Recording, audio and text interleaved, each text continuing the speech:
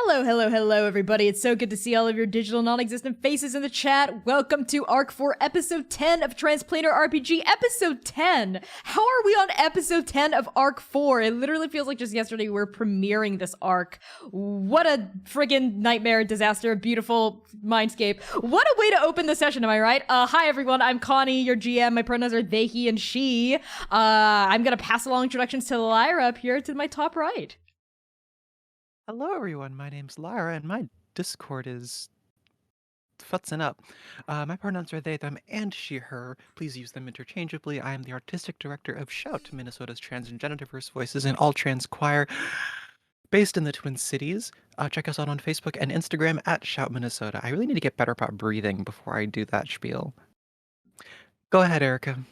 Hi, everybody. I'm Erica. You can find me, first off, she, her. Yes, Erica, she, her. And I also play Vinox, so I got really distracted by Lyra's pitch. I don't know why. Just all that beauty. You can find me at Erica Newgirl here on Twitch. You can also find my new podcast, The Scorpio's Den, where I tell embarrassing stories about my life. This week's episode is all about clown school. You want to know how awful clown school was? How traumatic? Tune into that episode. Anyway, I play Vinox Scherzo, that lovable con woman elf who probably is up to no good and only knows how to get what she wants through lying and manipulation. Perfect. Max, go ahead. Hey y'all, I'm Max. My pronouns are they, them. I play Dewey Quirk, the man whose plans are all gonna work out. You can find me on Twitter and Instagram at Starschmonger, where I post very sporadically, but they're good posts. I'll pass it to C. Hey y'all, my name is C. I use they, them pronouns. I have recently updated my mic settings, so now you can hear the dulcet tones of my deep and beautiful voice a little bit more clearly. I play Okahe, your local god taxi, and Prince on the run from their responsibilities. You can find me making very trans, very gay art on the internet at PieSharpArt, generally speaking. Also, I make some posts about gay stuff occasionally that people like, so tune in for that as well. And I will pass it over to Connie. Okay, great intros, everyone. So, because of Trans Day Remembrance, we do want to honor that day, and we're going to open our stream, I think, with a moment of silence for trans people, because we are trans, and this is an important day for us. We invite you all who are watching to join us in this moment of silence before we continue on with our stream.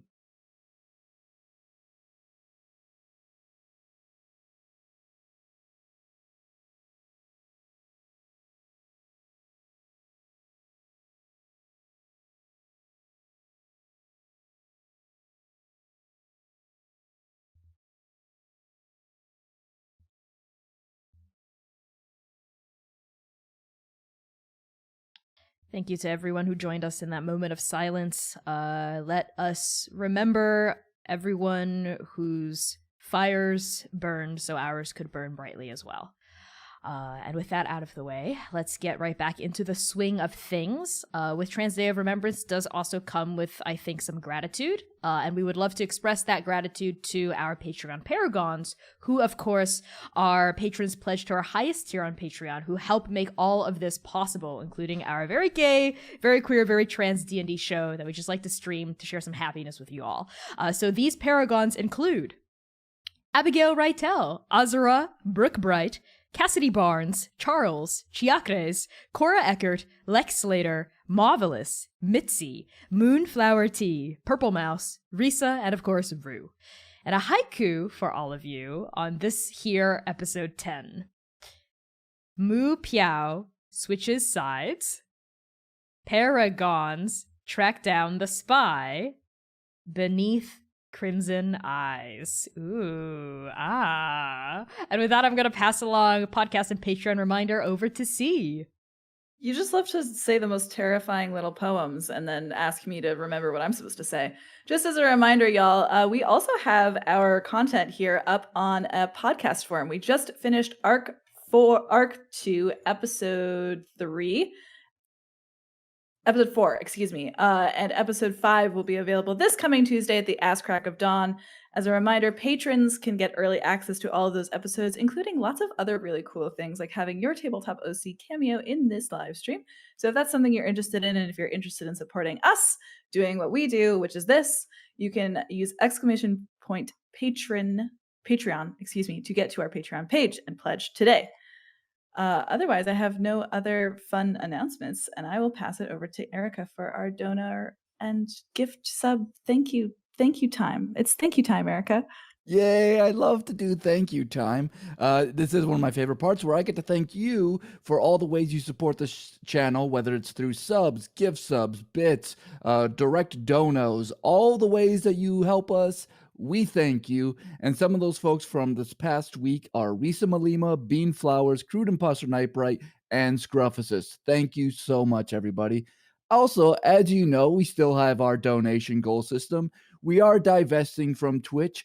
And so if you give money in other ways, that goes towards this $200 goal for such wonderful incentives as at $25, $50, $75, and $100, PC will get a random PC will get a point of inspiration. At $125, you grant the group a collective inspiration. And at 150, you give us that almighty critical role crit that anyone, including the GM Connie, will use against us as much as he can. So please help us out, because then at $200, we do get that critical lore drop that we all love to get.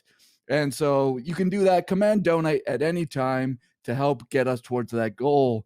We love you for it. And with that, we need, Grandma Erica needs more than anybody, Max, please remind me what's going on in this campaign.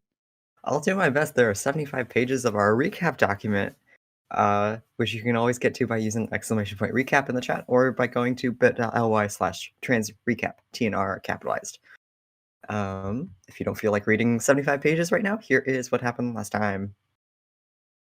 During a casual almost breakup between V and Rev, the latter tries to be sweet, but drops a bomb on her GF instead. The Paragons and God Shards are destined to sacrifice themselves to save Andake. There is no after. Once Oka crashes back into breakfast at base camp, false accusations begin to fly that Dewey somehow had a hand in the theft of their soul. They also share the news of the Paragon's scheduled demise. Manaya, safe to say, doesn't take it well. She questions why she, of all people, was saddled with this reality. Oka brings her back by asking her to do her best to make that new, better reality she believes in happen. Dewey's also a little bummed he won't get to hang out with his family. He takes this moment to tell his friends if they would just leave him alone and let him do his thing, he has their best interests at heart. Manaya bids her grandmother goodbye, possibly for the last time, now that she knows that she may not come back. The group corners consort Mu Piao in a sketchy corner of the library and tells them to cut the shit. They reveal that whoever they were working with promised arcane power to their son. Oka makes a blood promise, of course, to bind Piao to help them, given they don't tell their son what they've done. And I'll pass it to Lyra for today's title. Of course. Introducing the title of today's session, as always, I am absolutely terrified at what Connie chooses for these episode titles, so bear with me as I try to, for the however manyth time, try not to think about our characters dying. All of our titles, of course, are from poems, songs, pieces of literature written by marginalized writers. That's queer people, trans people, non-binary people, people of color, etc. And today's episode title is A Creature Dead in Soul. Oof. Which is from Anna Karenina, which is by Larissa Schmilo. Schmilo? It's the first time trying to say it out loud. And the full verse reads as follows. Vronsky, sad. Beauty was given you, Cad, and you lived like a man only because of her, you, a creature dead in soul, and she, your cur, destroyed, no longer fit to ride. You might have loved her still, your bridal bride.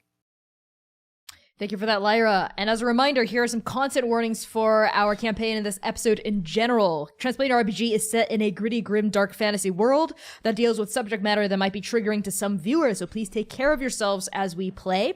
Content warnings include family trauma, relationship trauma, memory loss, nightmares, death, fantasy violence, gore, alcohol, drug and substance use, addiction, toxic and abusive relationships, self-destructive behavior, bloodletting, cults and cult-like behavior, and anxiety and panic attacks described and enacted in detail.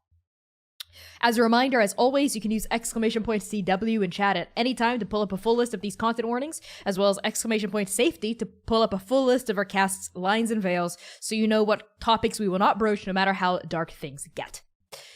So, with that out of the way, let's get started.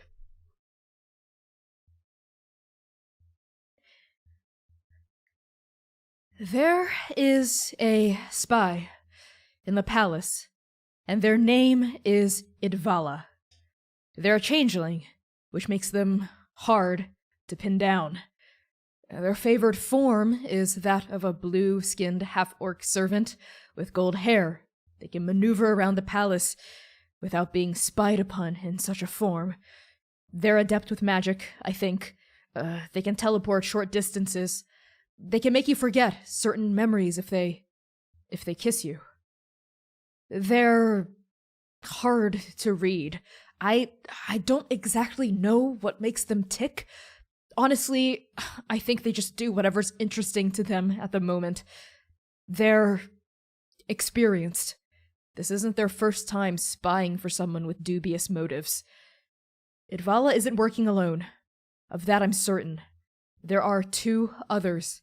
The assassin themselves, which you encountered, and the assassin's handler, the person in charge of all of this. I don't know who either of those people are, what they want, why they're doing this. I swear, okay? I've never met either of them, the assassin or the handler. My job was simple. Let Idvala into the palace in the first place, which I've already done. They told me I'd be rewarded when the deed was taken out. That's all I know. Idvala knows more. Everything, I think. Who the assassin is, who the handler is, what they want, who they work for, if they work for anyone else. If you want to catch them, I think your best chance will be in 3 days. Idvala and I were supposed to meet in my garden, out back by my courtyard. A routine status update. You can lay a trap for them there. Oka, Manaya, Dewey, V, and Rev. Mu Piao's words ring in your heads as you exit the royal library. Dusky night sweeps the flower-patterned guards, and Dusky night sweeps the flower-patterned grounds of the slumbering palace, the chill of late autumn settling deep into your marrow. After many determined minutes of interrogating the fifth spouse, that was what you got out of them. They had no other information to share, no other secrets to hide, as Oka's blood promise ensured. And now, as all of you stalk over a wooden bridge, the water of a royal stream glimmering under lantern light, tell me, what did the four of you do?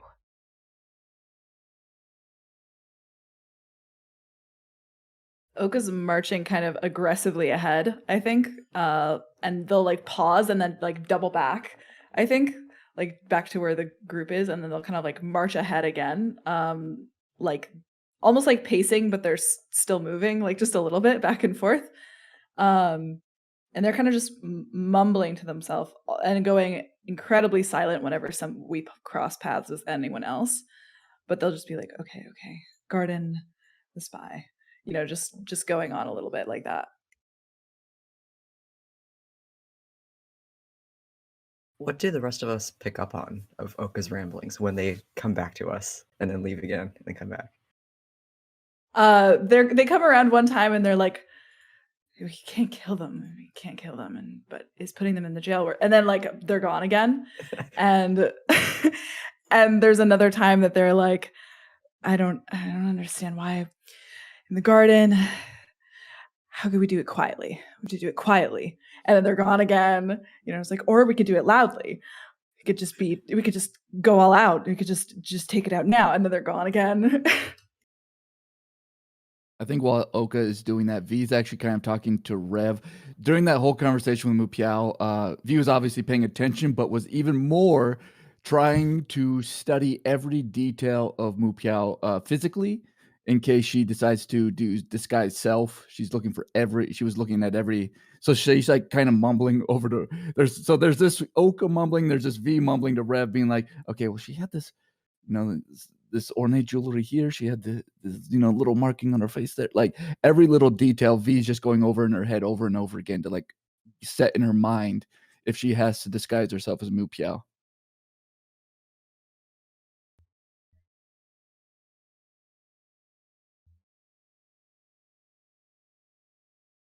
Manaya, Dewey. I think that Dewey is normally would be trying to like pay attention to all the little threads that are floating off in his party. But he's a little bit preoccupied. He's not so concerned with this random consort like Mu Piao. This random consort, the traitorous spouse. Yeah, who okay, but like let this assassin in.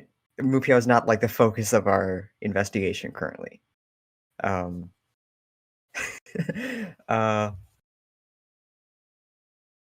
yeah, he sort of just like he keeps like I think Dewey's also mumbling to himself. Just like it seems like nonsense because he's talking about the vessel and then no, the extraction from would have to be from no. I can't do this on myself. Yeah, which okay, makes Rev no has had sense. enough. Rev stops like at the end of the bridge and like blocks off the bridge from the rest of you with her huge body. She goes, enough muttering, all of you. Go ahead, Manaya. I think Manaya was lost in thought, just kind of staring off into the darkening sky as if tracing constellations that aren't there. And in her periphery, she was using Rev as sort of a like, okay, I'm going to subconsciously follow this person. Like when you're trying to look around in the state fair, but you've got your parent like in your vision, and then suddenly you like lose them where they stop and you just bump right into them. And I think that's what Manaya does. Oh, sorry. What? What's the plan? We have 3 different people muttering. V, you're talking about jewelry. Dewey, you're talking about vessels. Oka, you're talking about a garden. Can we please talk to each other? Yeah. No. Here on the bridge. No, not here. Let's just make it back, okay? I'll stop with the muttering. No, Dewey, maybe you should continue muttering. I'm quite interested. Ah! Stop listening to me. This is ridiculous. Come on. And Rev sort of sweeps her like raven patterned like cloak, right? And as the feathers like float across the street, like the screen, we like pan to the guest quarters, I think, of like all of us sat down like in private, like around this like low tea table. Like Rev sits down with like a flutter of like raven feathers, crosses her big muscular arms over her even more muscular pectoral region, and like settles like her mismatched gold and black gaze over the party. Okay. Oka, what is it? I'm thinking about the trap. Because the spy can't be free to just walk around here, right? They can't just be walking around doing whatever it is they want. They know more. Idvala. What does that mean? Does it mean anything? Does it mean anything? Yeah, why don't you roll like history or like intelligence to see if it does mean anything? What'd you get? A natural 1. I will whine about it just like that, embarrassingly. It is technically... I can't really hear you if you're... A full 7, but it was a 1, not 1. Yeah, Idvala, it's a name. Seems maybe Talmadi in origin, but other than that, you can't really get anything else out of it. Oh, good. Pauses, like, grasping for the threads. And they go, this just... We need to talk to them. We need to question them. But what do we do when we're done questioning them? I could reap their soul. It would render their body inert, but their soul would be in Grim. You No. can do that? Usually I only do it when the person dies, or is dead, but I can talk to the Raven Queen. Maybe she'll render us the service. I don't know, okay? I'm spitballing here. I don't know if reaping their soul would kill them. Which, I mean, they're working for the Paragon killer. If there's anyone we'd want to think about potentially, ridding the now of, this person might be one of them. No, we shouldn't kill them. That wouldn't sit right with me. Does your scythe just like hang on to the soul? Like after you kill someone? It's like one of those, I hate to make the comparison, but the empty beasts. You know how they all have a soul sack inside their bodies? Grim is like that, but less gross and a lot cooler.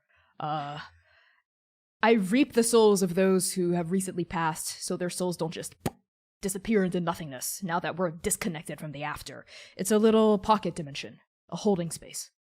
But it works on currently living people? I've never done that before. It's not supposed to, which is why I said I could maybe parley with the Raven Queen, see if she could make an exception, but I don't know if that's how her powers work. I could also, I've been sort of getting more in tune with gamble. I could also take the luck of a card. Maybe I can do something. Are you saying that you want this entire plan to hinge on a card pull, V? Is that what you're telling me right now? I've done it before. Why wouldn't I do it again? This is how I work. Risk and reward. That's I all really good and liked you better when you didn't believe in the gods, actually, I think. Me too. Go on, Revs. I'm not biased in any mean, but we are doing a service by capturing the soul and not just letting it snap into nothingness. That's, to me, a kindness compared to the alternatives right now in this world. Would there be a way to put the soul back? I don't want to just leave them. Manaya trails off. I've never done it before. I don't know. I wouldn't know how. Dewey, your hole! What? My what? Your hole, Dewey! What? Your hole! What hole? Oh, that hole! That hole! Oh, I'm terrified. What are we talking about? my hole. It's also a pocket. We could put them in there. Their entire For how self. long? You could, as long as we need to. You think I Until can the just danger like is past. hide bodies in there? Why not? Can't you? You're always hiding in there. Why couldn't you hide someone else in there? Is there enough air even? Yeah, it's magic. Magical things have limitations too. Especially Well, you're mine. a scientist. Figure it out. Hold on, I've I'm a never- little Come on, confused. Cardew. With 3 days, you'd think you couldn't make a cool invention like that. To keep someone in there for a little bit longer. You already use it like 3 times a day when you get scared of your own shadow. Okay, first of all, you weren't supposed to see that. Second of all, that's not what I'm not gonna. This is not a good point to hide the body in my. Hold on, wait. I have a clarification point. Are we talking about putting a dead body in a hole while Rev holds on to soul? Or are we just hiding him as a whole person in there? Just keep them in there, like a holding cell, but that's us. So You they want can't me- trick us. You want me to be in charge of security for this? You have chosen the wrong person. Well, No, what? Dewey. I want you Doesn't to be in. Doesn't it come with rope? We just tie them up. But this is a magical person. I mean, Right, probably they could just get out can of. jump. This spell does have a duration of 1 hour. Is that Come long on, enough? Dewey. With you think you couldn't tinker with it? I just Tinker with don't the think that spell. keeping this dangerous person under control should rely on this thing that I don't have very much time to. I have to increase its duration by so much.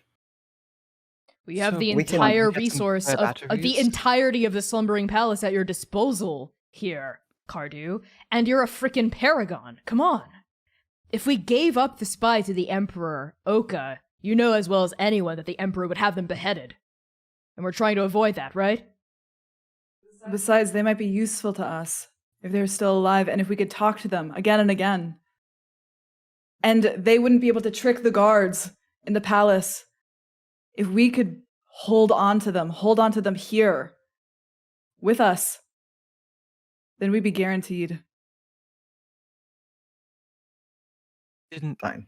Mu Piao say they could jump? What's to stop them from jumping out?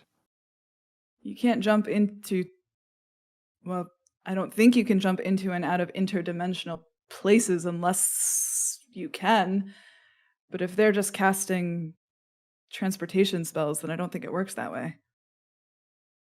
Based on what Mupiao said, it sounds like they have access to Misty Step spell. I don't think it's anything like V's Dimension Door, or anything that will allow them to open a gate into another plane, right? Such interplanar magic, transplanar magic, one might say, has been inaccessible ever since the Cataclysm.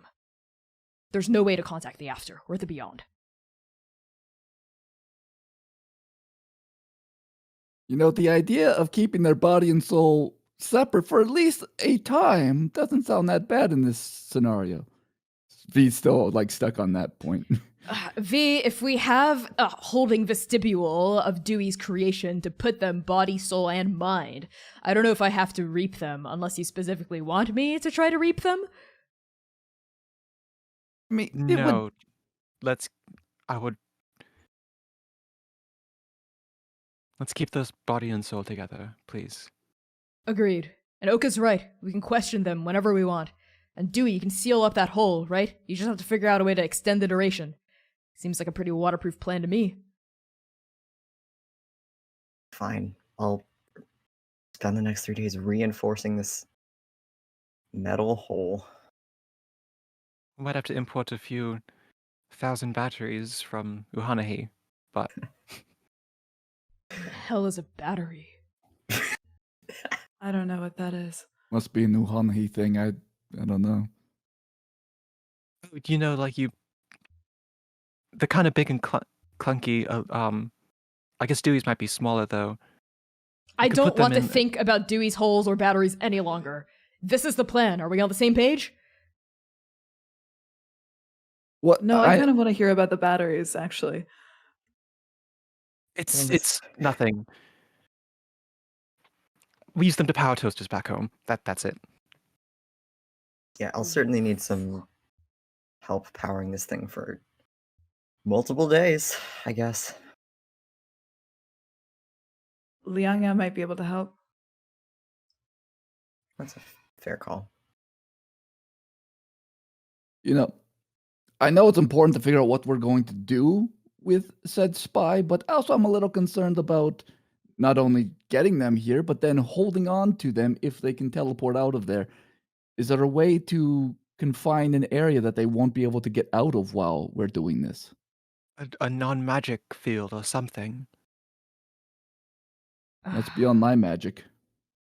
And do I know anyone whose magic in the palace might be able to help us with that? You do. V has gambled with her. The second wife, Queen Guo. Queen Guo is a spirit seeker. If you're on such good terms with her, V, she might be able to help us. Especially if you told her everything. I mean, I told her a number of things. Everything. Right. Okay, everything. And if she made you do that, that means she had a field of truth, right? That would be the perfect interrogation chamber. would be a good interrogation chamber. That's correct, but that's a completely different place. I mean, unless the spy had the reason to go there.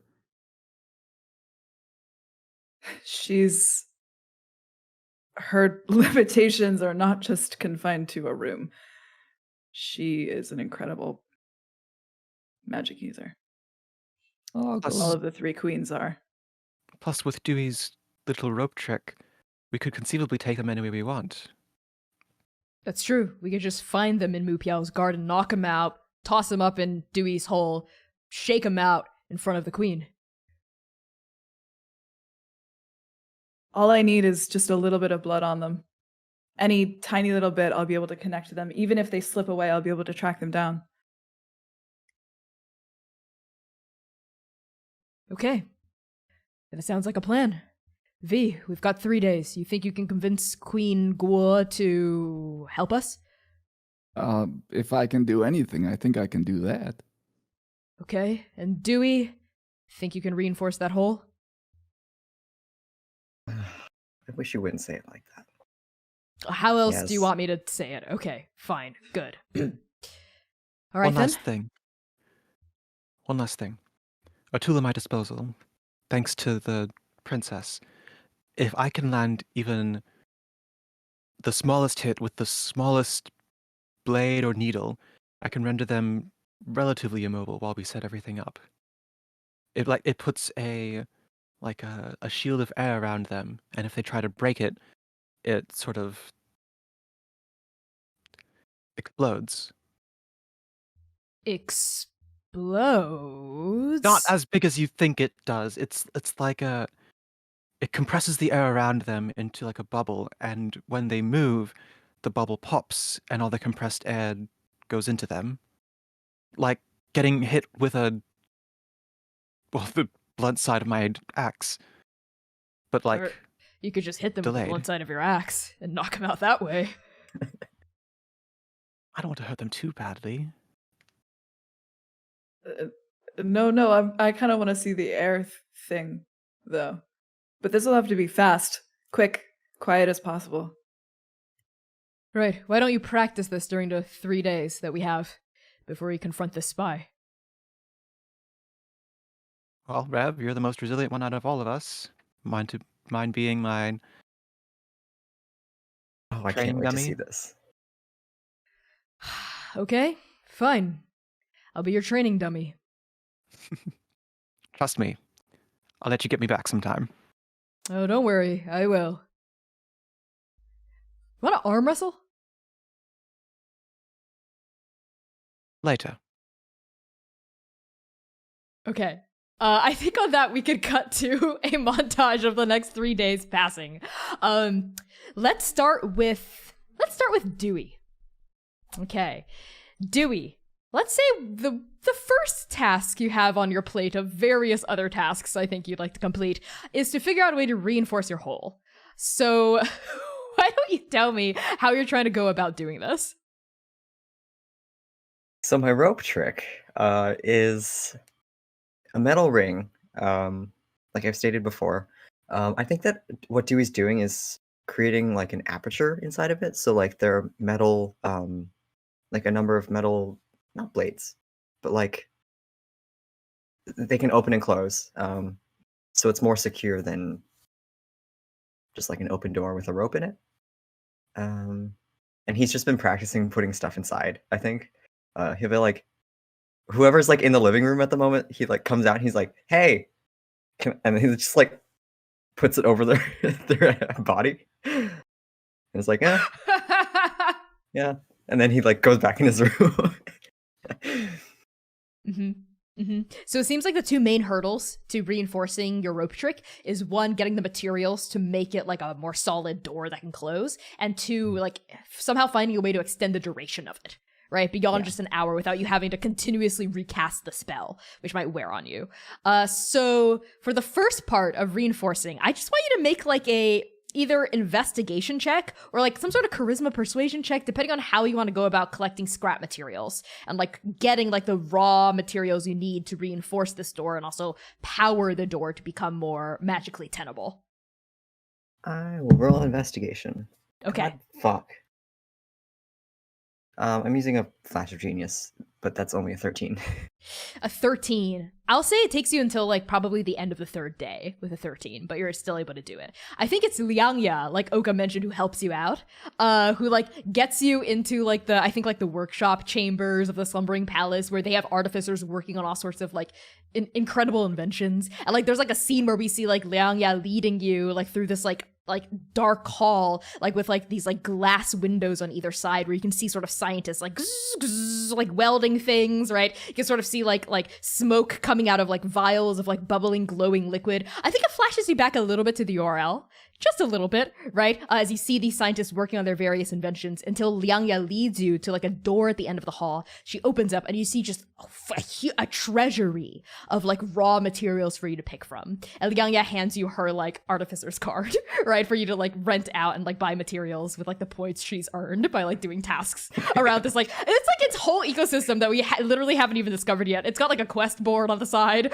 Like its own mini series is happening here that we're not a part of. And Dewey, you like grab the materials you need and it takes you some trial and error, but you're able to find like a strong enough reinforced magical steel that can like open and close like the aperture on a camera lens at will. You can basically control it. And I think like your experiment is successful when you get Manaya into the hole and like she can't break out like through brute force, right? Uh-huh. I think while Dewey's in this trove, this materials room, he's gonna take out more materials than he needs, including, if he can find it, some electrum, because he's been he's supposed to get his hands on some of that. Electrum is technically a currency that is worth a lot of money. So I think you see like in the trove, there's like a circulation desk, like in front of the trove for people to like swap materials in and out. And you know that any electrum would be like behind the circulation desk inside essentially the cash register, right? Like this place looks like an archive, right? With like tons of little shelves and boxes, almost like a old-timey apothecary where you can like open up a shelf and like grab materials and close the shelf, etc. I mean, this is as good of an excuse as I'm ever gonna get to poke around for materials, saving the Emperor's life. Not that I'm gonna say that out loud, but like, can I have a go at that? The person sitting there, be like, I'm on special assignment for the Emperor. Okay, yeah, okay. Let's do like a quick scene. You see a half orc person sort of like reading a scroll, right? Like just sort of like legs propped up on the counter as you approach. Hey, you got your artificer's card if you want to check things out? You've been around here for the past couple of days. How can I help you? I'm looking for this project I'm working on it's so dastardly complex. I'm thinking, I know it's rare, but I'm thinking maybe some electrum will do the trick for the containment aspect. Electrum? Yeah. You're not the first person to roll up here pretending you need some electrum for a project, but really you're just trying to make some extra little money on the side. Electrum's gonna cost you some gold. 5-to-1 ratio, my friend.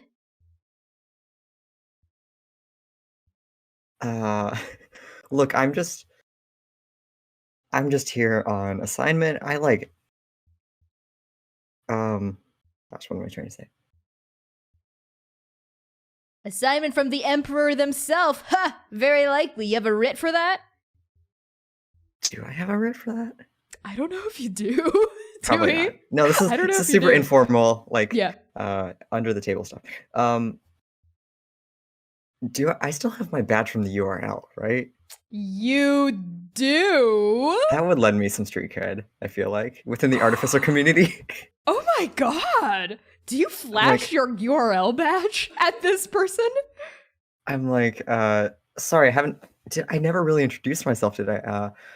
I'm Cardi Quirk. I'm on assignment from the URL from Untitled, so. The URL? And this half-orc's eyes like boggle out of their skull when they see you like flash your URL badge. What? Oh my! And you see, I think we see the logo of the URL for the first time, right? On our show, which looks like a series of interlocking gears, right? But the center of each gear has like a smaller like dot, right? And Dewey, I think maybe this is the first time you've pulled out your URL badge in a long time as well. And as the guy like puts their feet down, immediately starts scrambling around for Electrum for you. Maybe you lower the badge and you look at it. It strikes you just how much the centers of the gears look like eyes. Yeah. How much do they look like the eyes from the ship that we... There are similarities. Let's say there are similarities. Cool. Well, here you go. How much Electrum do you need? This is the whole drawer full that I got here. Oh, gosh. Here, 70 Electrum? Is that enough? Yeah, I think so. Don't worry, I will bring back whatever I do not use. Yeah, of course. I mean, if it's for the... I tried applying there myself once, a couple years back, but I never heard back from them. Do you think you could get my resume in under your president's nose? This is a pretty cushy gig right here. I know, it's the benefits nice, of but the URL are terrible. what? I would... But I hear I nothing think but it's- good things about their dental. It's good. It's true. It's good if you want dental work, but the rest are kind of, nothing to... I think you should work your way up here. I think you've got a really good shot. Oh. It's okay. I know when I'm being let down easy. You don't see potential in me either at the URL. That's fine. I'm just It's not in a okay. place to make referrals. Sorry. But you're all the way out appreciate here all on your help. assignment. You're welcome. I hope the Electrum's coming in handy with your project. Hey, I'm here to help out if you need any more help. Name's Pow. Thank you. Thank you, Pow. Isn't that? I swear there's already an NPC with that name. Oh, you're thinking of Pow Pow, the panda that you met yes. all the way back in Arc 1, which is Okay. different from Pow. Okay. Good luck on your project. Thank you so much. And he shoves it under his coat and hurries out. So Electrum are coins as well. That's how they're minted in Tulong. But instead of fat gold coins or fat silver or bronze nuggets, Electrum is translucent. It's a translucent material, almost like a diamond. And shot through, you can sort of see these iridescent veins that glow faintly when you put them up to light. It's a very rare material. And you sort of have 70 pieces of these, in just a little sack that you strap to your waist and you hot on out of there. So Dewey, you've been successful. Go ahead. Who's the great heist conductor now? Oh my god. How dare you got come nothing for on my me. title? He's got Dewey's nothing coming on for me. you, V. Dewey's coming for you. And I think you're also able to find enough materials to power your rope trick for much longer. Basically for as long as you need. Let's say the raw material that it takes is probably the Electrum. So if you burn enough Electrum, you can keep the rope trick going without you having to recast it all the time. Can I? I don't want to show up back here with 2 Electrum left. I'm going to try and find other methods of powering that don't involve burning through Electrum, Okay. at a rate of 20 per day. Not 20 per day. It's more like a 1-to-1 ratio. So you could keep the rope trick going for at least 70 days. Okay, I think that's fine.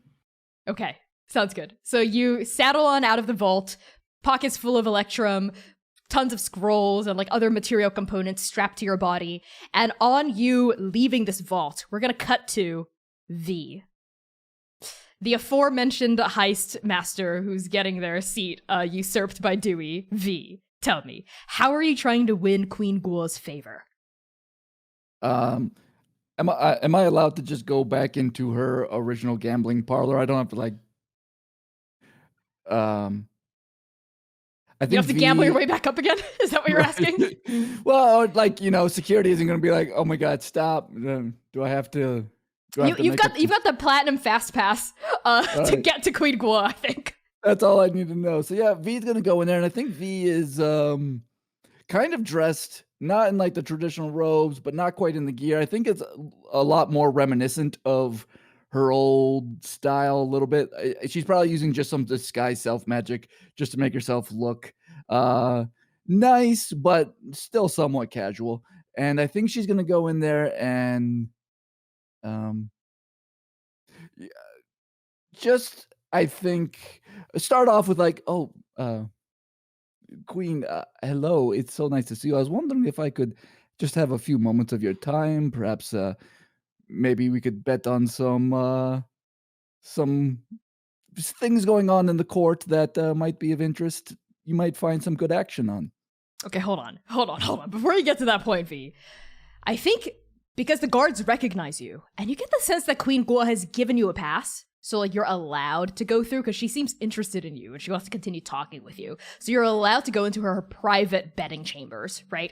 Not betting chambers. See, wipe that smirk, that incredulous look off your face. It does sound like betting. I'm sorry, betting. Her betting chambers.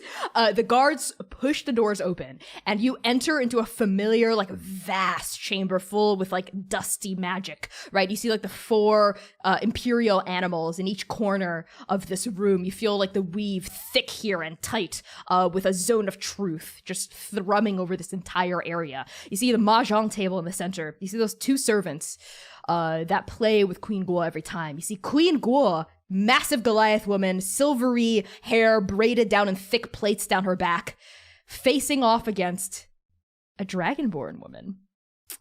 Her back is to you. She sat where you were sat just a couple of days ago, right? With these like beautiful red crests fanning out from her neck. She's draped in these elaborate silver and blue robes. And you realize that Queen Guo is playing against the first wife, Queen Mo, when you enter this chamber. Oh dear. I think V, come on in. Our game was just ending. Why don't you have a seat over here? You. And Queen Guo snaps a finger and one of the servants just gets up and leaves. All right, what lovely company to sit at. What a table. Hello, my name is Vinak Scherzo. Your name? V, as you sidle forward and maybe like take the seat that the servant vacated, Queen Mo, this austere dragonborn woman, turns her face to look at you with, I think, such disdain that you've never encountered before in your life. Like, this woman, if she could wilt flowers with a gaze, your petals would be shriveled right now. And Queen Mo just sort of looks at you down the bridge of her nose. And looks back at Queen Guo and says, I believe I have mahjong. And she, like, lowers her tiles. Queen Guo goes, Drat, you beat me again. Another. And, like, the tiles begin shuffling magically, as they always do. And it's, like, the clacking of, like, the tiles over each other, like, sort of, like, emanate throughout this room. Queen Mo turns a steely gaze upon you, V, and says, To what do we, owe the pleasure of your company, Vinak Scherzo? Well, I was just, I was going about the palace and I heard there's some interesting action going around, and I just thought that perhaps my wonderful friend here, and obviously he's pointing to the third wife. Second wife, Queen Guo. Sorry, my brain is right. First, second, got it. My brain was going wild on numbers. The second wife, I thought you would enjoy some of these, some of the action, some of the betting, and in terms of the first wife, I probably below you. You seem so like you don't really deal with this type of stuff. You enjoy the game. You're obviously very good at it. Your handiwork is a little. It's very clean. You're very good at handling tiles. So the thing about the slumbering palace, outsider, that you must understand is that the first wife sees and hears all. And, like, at that, Queen Guo is also sort of looking at you with a very, like, implacable expression on her face. This Goliath woman, she's just sort of looking at you, observing to see how you're going to respond. And Queen Mo finally turns, like, her shoulders, right? Her elegant shoulders to, like, face you more completely. I hear you're a paragon. Aren't you? You did describe that the zone of truth is active right now, right? Yes, it is. Okay. It is true. It's if you were in the championship of Nabal, you would have seen and heard everything that I am indeed Paragon. I am representing Scald and Nectus, those lovely kids, those lovers of lovers. And I'm doing what I do, which is be a Paragon, save Andake, do important hero stuff. It's a gig. It pays the bills.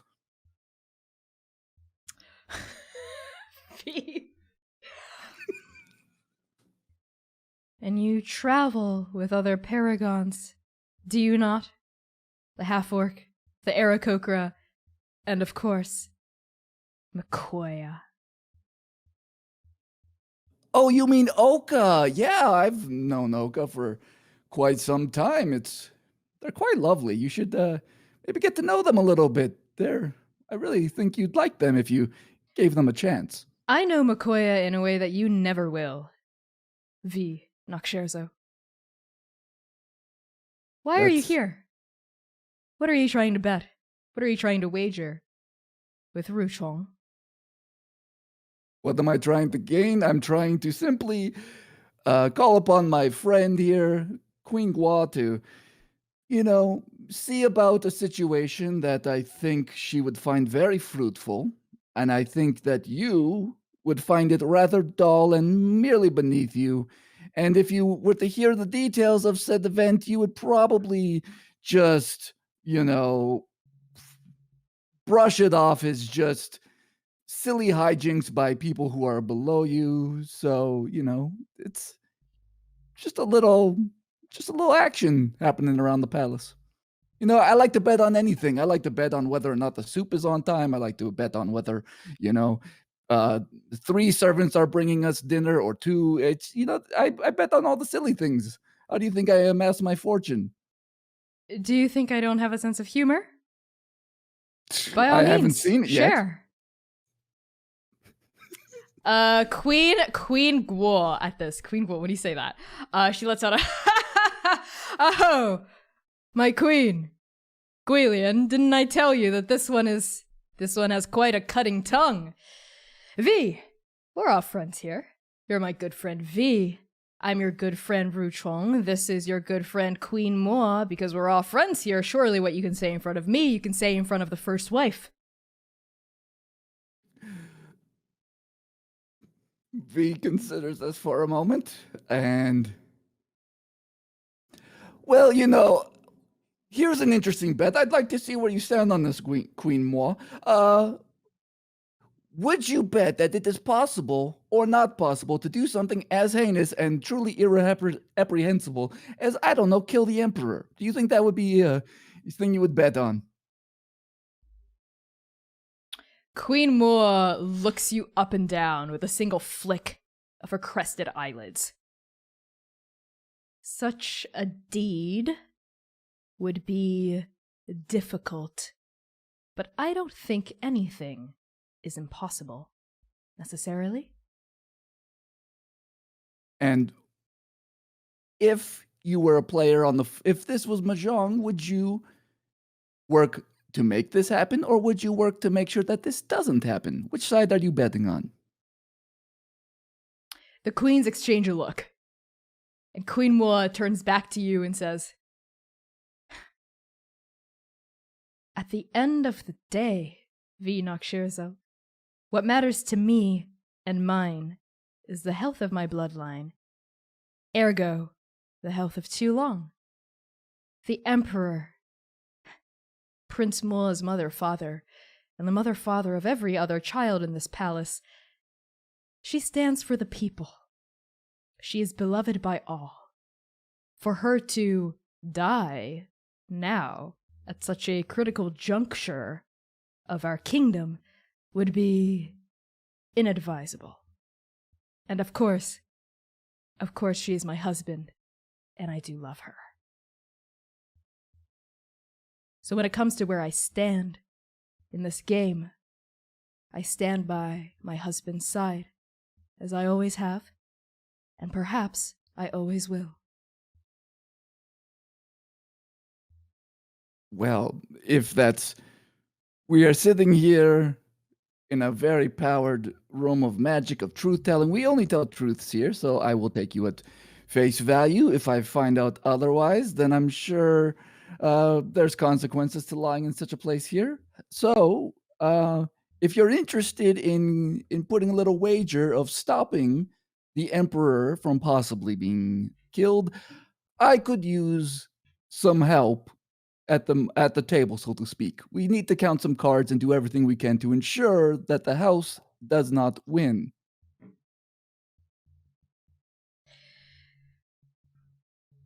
Fine. We're all in. There is one important distinction, though, my good friend Vinoc Scherzo, says Queen Guo. The enemy is not the house. We are the house. And the enemy is an interloper here in our home. Well, you know what they say, the house always wins, so let's make sure that happens. That's right. The house does always win. In the end. Fine. We help you. Now you tell us everything. Breathe. V takes a deep breath. So, here's what we know. And V goes on to tell them about that there is a spy. There is a spy.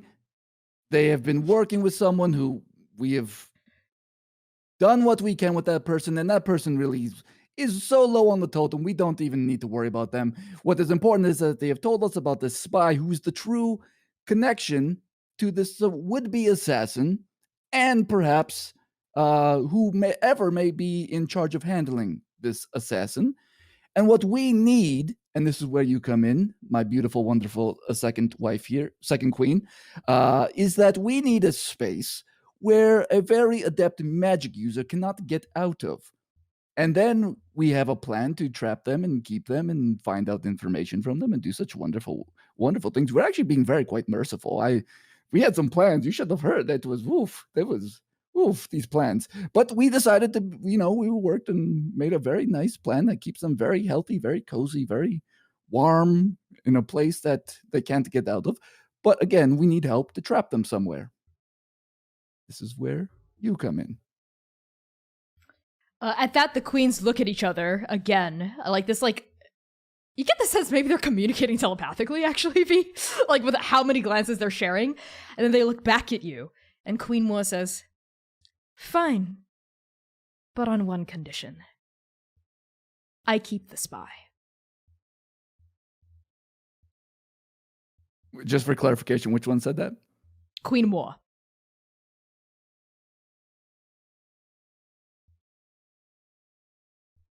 How about this? I counteroffer with that we hold on to the spy for a considerable length of time until we know that everything is clear. I mean, we are Paragons after all. We are,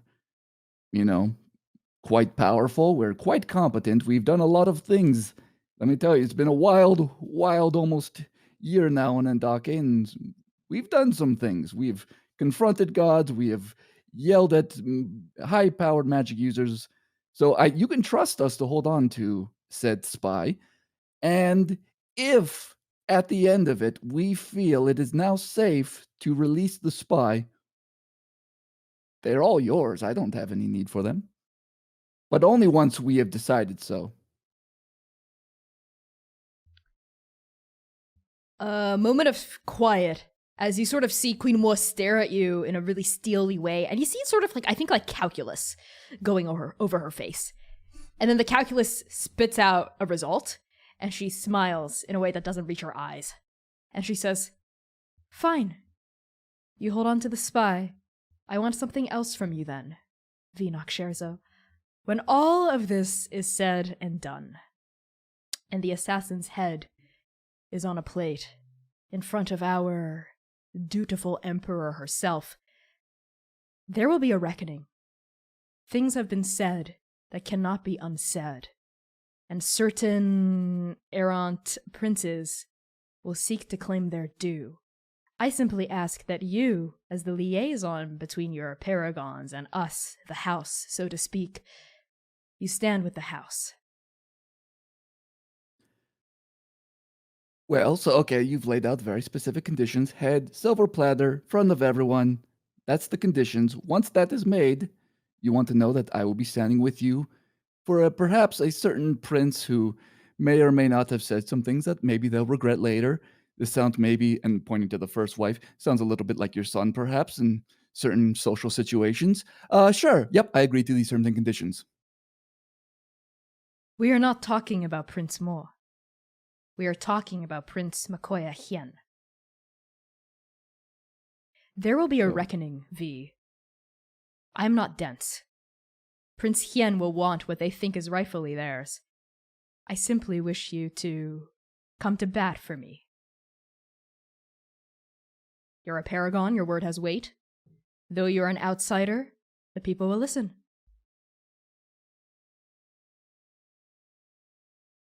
You know what? Why not? Sure, let's go for it. If what you say is true, that my friend Oka is wanting to claim some type of royal birthright, sure, why not? I'll come to bat for you. Good. And Queen Wu extends a hand for you to shake to seal the deal. V laughs for a moment and just like, do you know the last time someone put me into a magical contract with them, what I did? This isn't a terminal. Don't bring your baggage here. Shake. V reaches out her hand. She looks at her hand first, and you know what? I haven't made a bad choice today yet, and reaches out and grabs it and shakes. V, upon you shaking Queen Wa's hand, you feel like the tendrils of the weave in this room just wrap around your hand and like all the way, like your flesh sort of tingles in a weird way as it like wraps up your arm and like all the way up to your shoulder, right? And Queen Wa's smile for the first time since you've met her reaches her eyes. And then we're gonna and then we cut to Oka. Oka, for these past 3 days, maybe like you sneeze, like out of nowhere when like V shakes Queen Mo's hand, you're like, why did I sneeze? I don't know. What are you up to? Oka is miserably taking a bath, I think, right now. And every day, right, they wake they need to change their pillowcase every day because they wake up with a massive nosebleed from sustaining the blood curse that they have with Mu Piao, which is horrible and disgusting. I'm so sorry, Max, your poor face. And they are in pain, I think, for the whole day. And they're trying to be fine about it, but they keep doing things like their hand will kind of like twitch and seize, and they'll like knock a cup of tea that they're drinking over. Or they'll like start scribbling and need to like drop their pen because of just these like lightning bolts of like pain going through them. And it's, I think, like starting to get worse. You know, I imagine that the longer Oka is without that integral piece of their soul, the more it is starting to affect them. Insofar as they've also like been like casting light and watching how it like fizzles out eventually, when they don't want it to.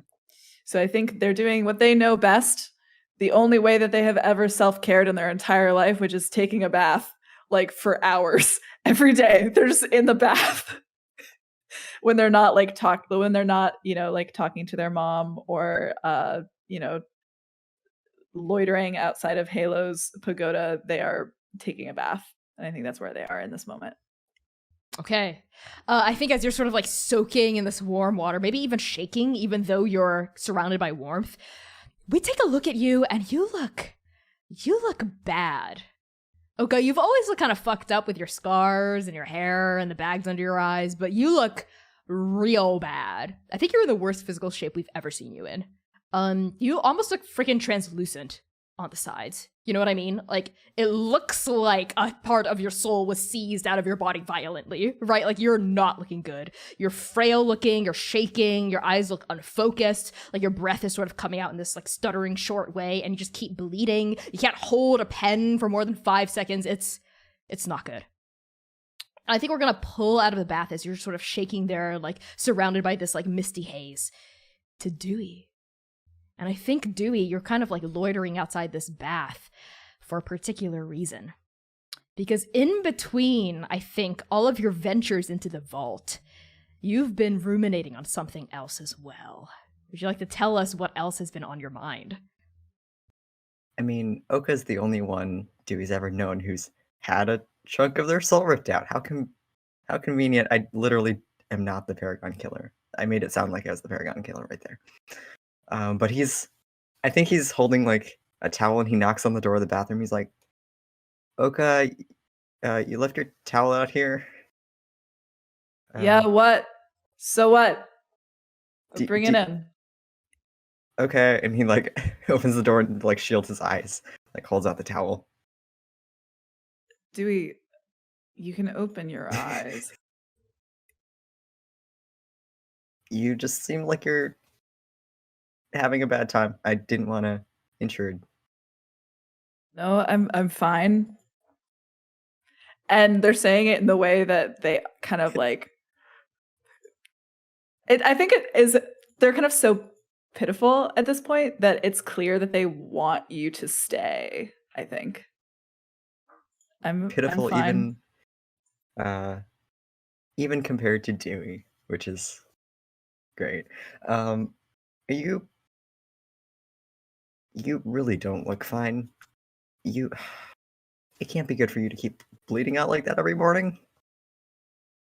I don't really know what that is. It just doesn't stop. I think it's maybe the blood magic, but and they kind of like, daub at their nose again, which is like kind of just crusted with blood a little bit. Mm-hmm. It's fine. It's okay. It's just a little bit.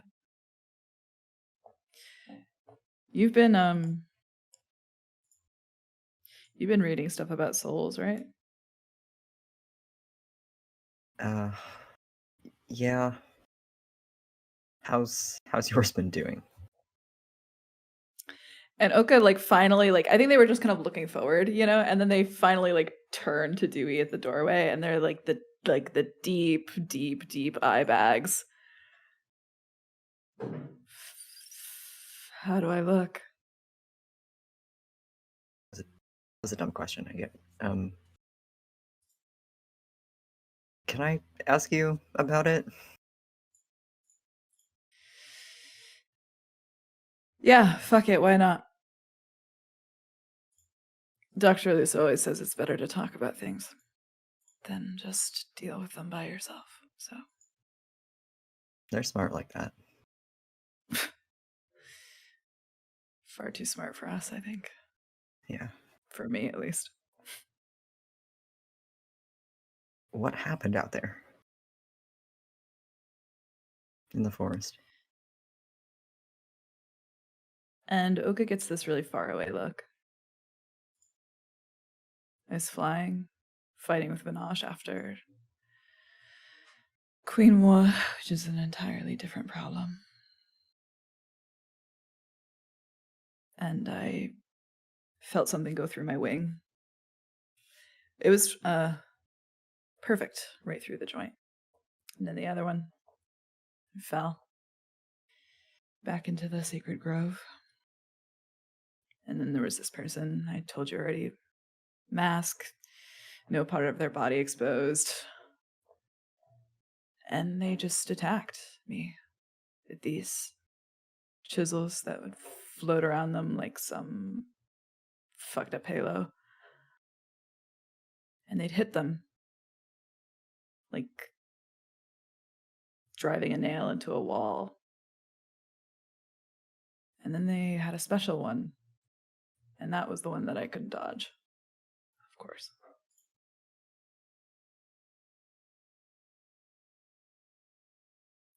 It was gold. And when it went through me, it didn't hurt in the way that getting stabbed hurts, and I would know. it hurt in a different way. And it snagged, and then it pulled free. And it had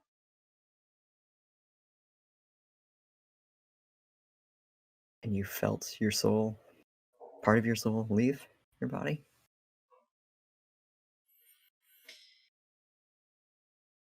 Yeah. Yeah. It's hard to describe. Like it doesn't feel real, Dewey. The kind of pain that I feel, it's constant. It's vicious. It's sharp. It's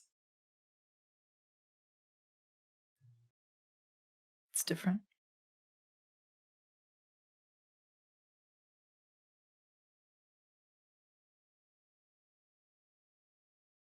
You know, what Rev had talked about with Grim, being able to take souls out of people, like, I've never heard of that sort of power from anyone that wasn't, well, Rev or this killer. I'm just afraid that only Paragons are the ones with that sort of power to take.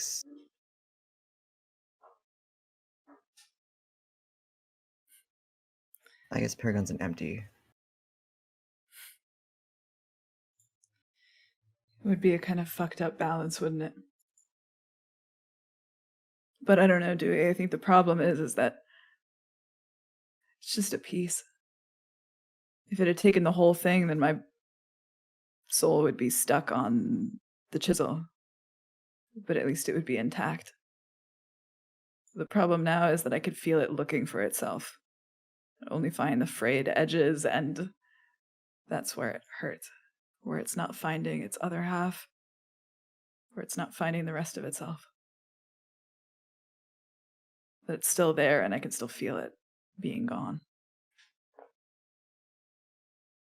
Dewey, what Oka is saying, I think, is resonating with the research you've been doing.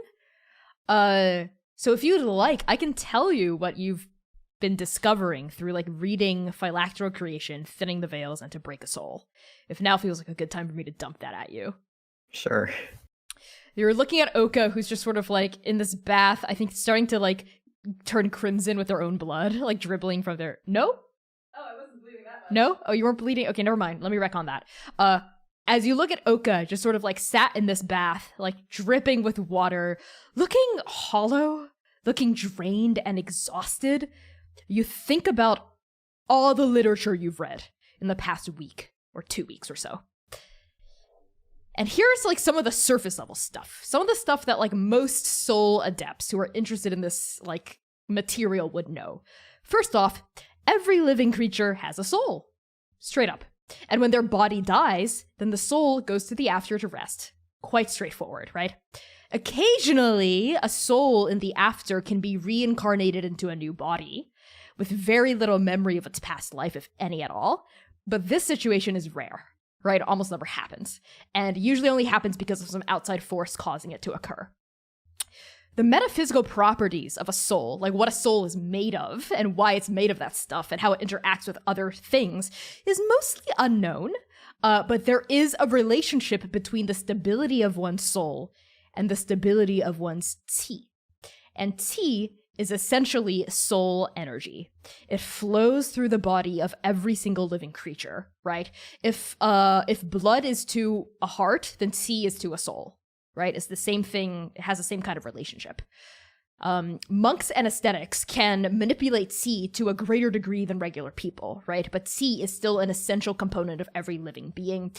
As an aside, some Qilongan mages believe that chi is what enables spellcasters of every flavor to utilize magic. No matter if they're sorcerers, wizards, warlocks, bards, druids, etc., it doesn't matter. Some mages think that it's all chi, right? And this all feeds into a thaumaturgical theory that keeps coming up in all three books, which is known as the divine triptych of life. Mind and thought, body and blood, soul and chi. this divine triptych, mind, body, soul, are interrelated and can't be separated from each other without some form of violence, sacrilege, sacrifice, etc. However, the quest for immortality is what has driven some powerful spellcasters across the ages toward the path of separating body and soul, right? The only way to extend your body's capacity to live beyond its natural conclusion is to ensure that your soul, no matter what, won't pass on to the after, even if your body dies, to anchor it somehow in the now. That's how you can achieve immortality, right? And that's how lichdom comes into play, right? Aspiring liches will undertake this gruesome, dangerous, and often volatile process to separate their soul from their body completely and put this soul into an object known as a phylactery. And this object, this phylactery, can be anything: a box, a gem, a jar. But as long as the phylactery itself remains intact, the lich can't die. So even if the lich's physical body is destroyed, say burned to a crisp, chopped into 1,000 pieces, turned to dust, whatever, as long as the phylactery is okay, then eventually the lich's body will reform out of nothing. And like I said earlier, this phylactery is what tethers the lich's soul to the now. And this is seen as major sacrilege. Achieving lichdom is seen as like extremely evil and profane by a lot of people in Andake, especially people from the Court of Ravens. But there's less of a taboo around lichdom in Long specifically. A lot of emperors of yore, like ancient emperors, were liches who reigned for centuries and centuries and centuries, right? And you've also, I think at this point, have learned that each of the 3 ruling spouses of the current emperor, that's Queen Mo, Queen Guo, and Ruler Ra, which I don't think any of you have met yet, practice a specialization of the divine triptych.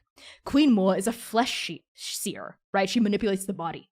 Queen Guo is a spirit seer, right? She can sort of like peer into the soul realm.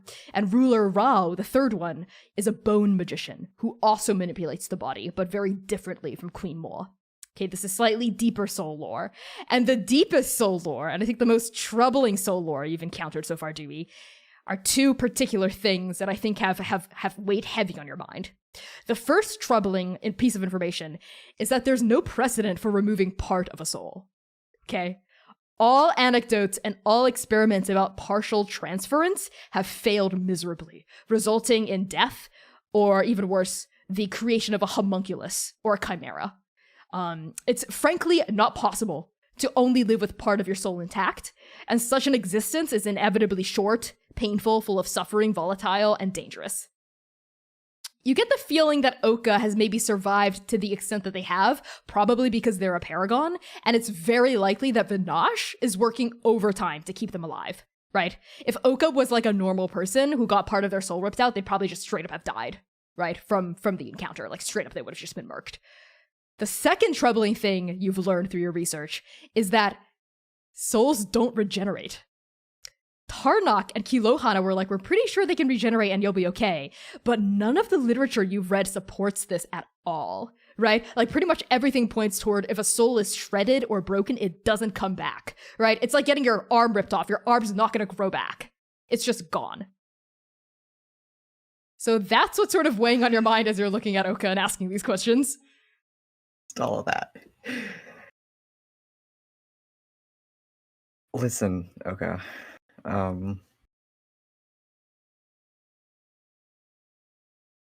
I know you're suffering, and souls don't come back. They don't regenerate. They're not meant to be ripped apart. You know this. And I don't want to watch you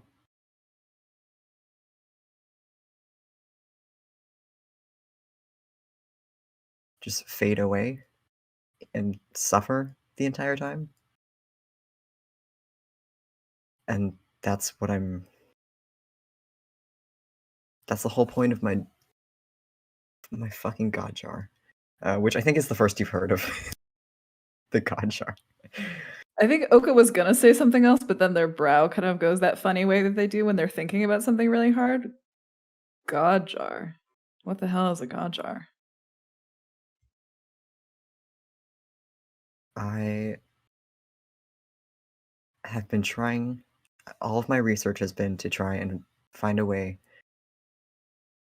to store a god shard temporarily in case one of the Paragons isn't available to take it. If the whole assassination thing, if, say, the Emperor does die and we don't have a body for the God Shard to go into, like, what happens to that God Shard? You wanted to put it in a jar. I wanted it to not dissipate into the weave or whatever, or the nothingness, I guess. But I think what's more pressing is I don't want to see that happen to you or Vinash.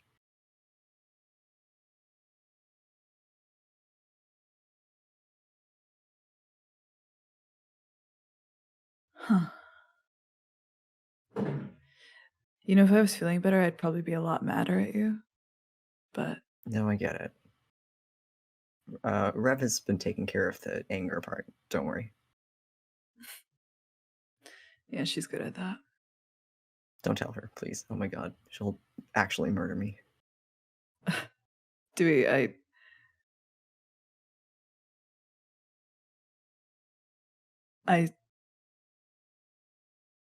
I see what you mean. I can see what you're trying to do, and I'm not. For once in my fucking life, I'm not mad. But I think there's something about being able to hold Vinash, the God Shards, that is stuck in the way that our souls work. I don't think a jar would be able to hold them. But fuck, if anyone could, maybe you can. That's why I think the God Jar needs some part of a soul inside of it. Which is what I was looking into before I saw what it did to you. To break us all. Yeah. That wasn't my goal, to break a soul, but looks like that's already happened. When you read Lich books, Dewey.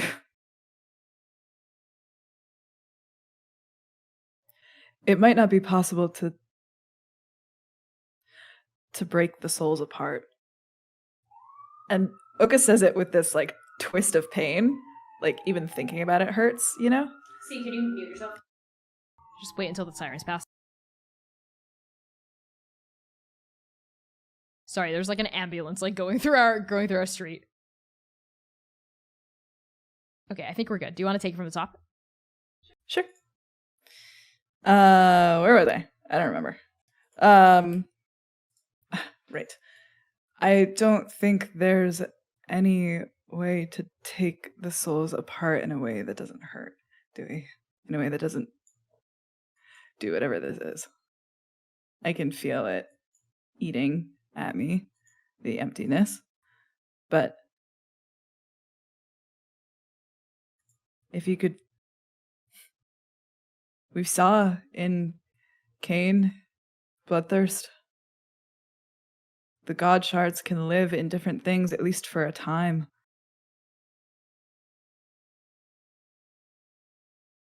If you could figure out how to make something that could hold it without a piece of the Paragon's soul in it, I would believe in you.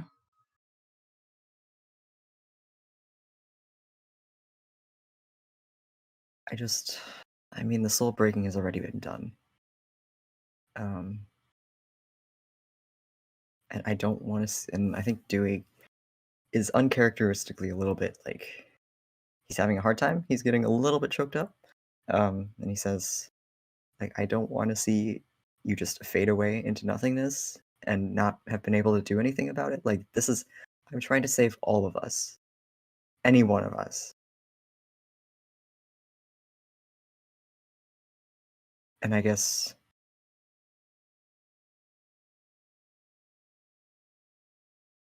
like I made this the plan for the jar was to capture the Emperor's soul and God Shard, if anything were to happen, if they were to die. But I guess what I'm saying is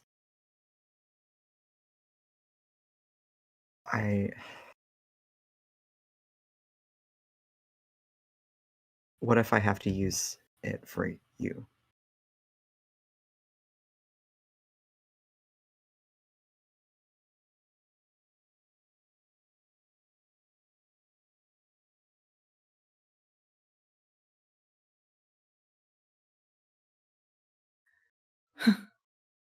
I don't know.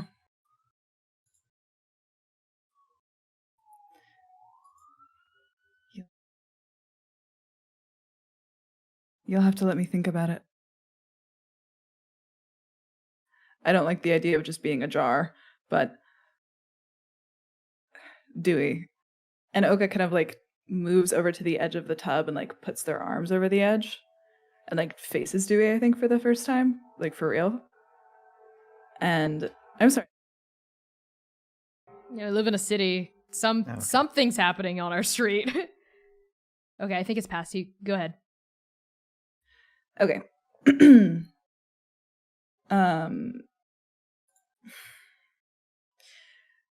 Listen, Dewey, the jar idea might not work out, but whoever is hunting us down has the same idea. But if your research is one step ahead of theirs, maybe we could figure out how to put it back. Because you might be afraid that I'm going to waste into nothing.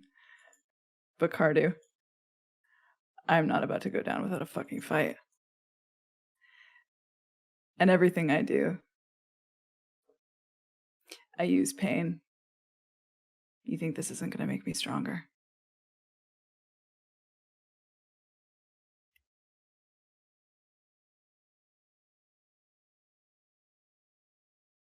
I am terrified of how the pain will feel you, and to that end, I will do my very best to make sure to find that other chunk of your soul and return it to you by means of this jar, if necessary. That's my nasty little scientist. Will you go get me a different towel, please? This isn't yours. Sorry, this is Rev's, I think. And all of you hear like a Cardew, where's my towel? And maybe on that, like Dewey's like feathers ruffling and like skittering out of the bathroom, Oka settling back into the waters as like this haze fills up our screen. We're gonna cut to a break. We will be back in 10 minutes. It is 4:28 here. We'll be back around 4:38. Thank you everyone for tuning in. Are we gonna catch this spy? What's going on with Dewey's failed God Jar quest? We'll see you soon in 10 minutes. Spijo, love you so much. Enjoy the fan art reel. Spijo. Hello, everybody. Welcome back to Arc 4, Episode 10 of Transplanar RPG. Before we hop back in, a quick reminder of content warnings for this episode and for our campaign. Content warnings may include family trauma, relationship trauma, memory loss, nightmares, death, fantasy violence, gore, alcohol, drug and substance use, addiction, toxic and abusive relationships, self-destructive behavior, bloodletting, cult and cult-like behavior, and anxiety and panic attacks described in detail. Use !CW to pull up a full list of these content warnings for yourself and !safety for a full list of our cast lines and veils so you know what content we will definitely not traverse into no matter how dark things get. So with that out of the way, let's hop right back into our session. Manaya, we see you sparring with Rev in the garden outside the guest quarters. I think like we see like your feet like moving amongst the flowers, and then like we see like the petals sort of like whip around as like an errant blade of wind swirls about this like outside arena. And then we like pan up to see Rev, whose short hair sort of like ruffled against her scalp. She's unarmed, Grim is not out. Her spiked whip is still strapped to her waist. Her black leather armor sort of I think beaded with sweat that's dribbling down the back of her neck as you launch yourself at her. So why don't you describe to us what's going on? Yeah, so Manaya is just how we saw her at the beginning of the arc. Sleeveless, armor, black inlaid with almost arcane sort of gold, long dark pants, boots, all that kind of good stuff. And her axe is out, but she's very distinctly, she's wielding it backwards so that she's only using the blunt side of it. And only switching it around when she's ready.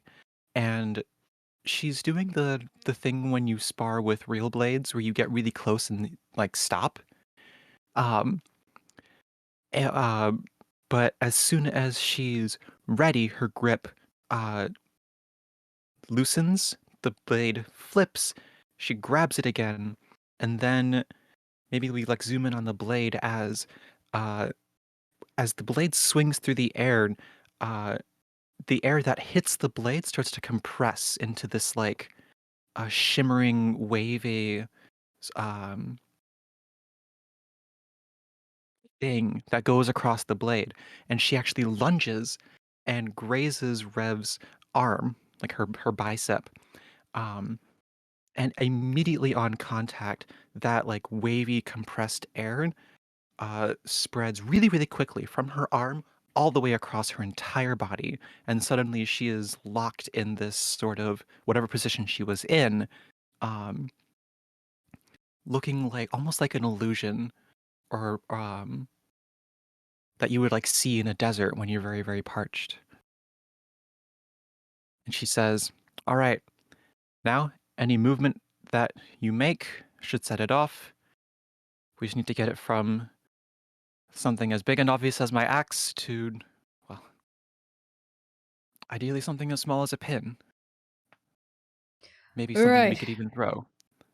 Rev, who's sort of sheathed in this mirage-like booming energy, right? That's sort of like wavering along her arm. She sort of twists her arm and like steps backward, and that's when I think the energy like explodes off of her body. Ugh. She sort of like winces a little bit as like you sort of see like her arm vibrate, right? From like energy just like ricocheting off of her arm. Ugh, that stings a little. It certainly is going to cause quite a ruckus if we're trying to apprehend this spy. Might slow them down a bit on their escape. And that's what we need. We need them to not escape, make it more trouble than it's worth. All right, try with that pin from that sewing kit we found. Right to the pin? Come on, let's see how much of a gap you have.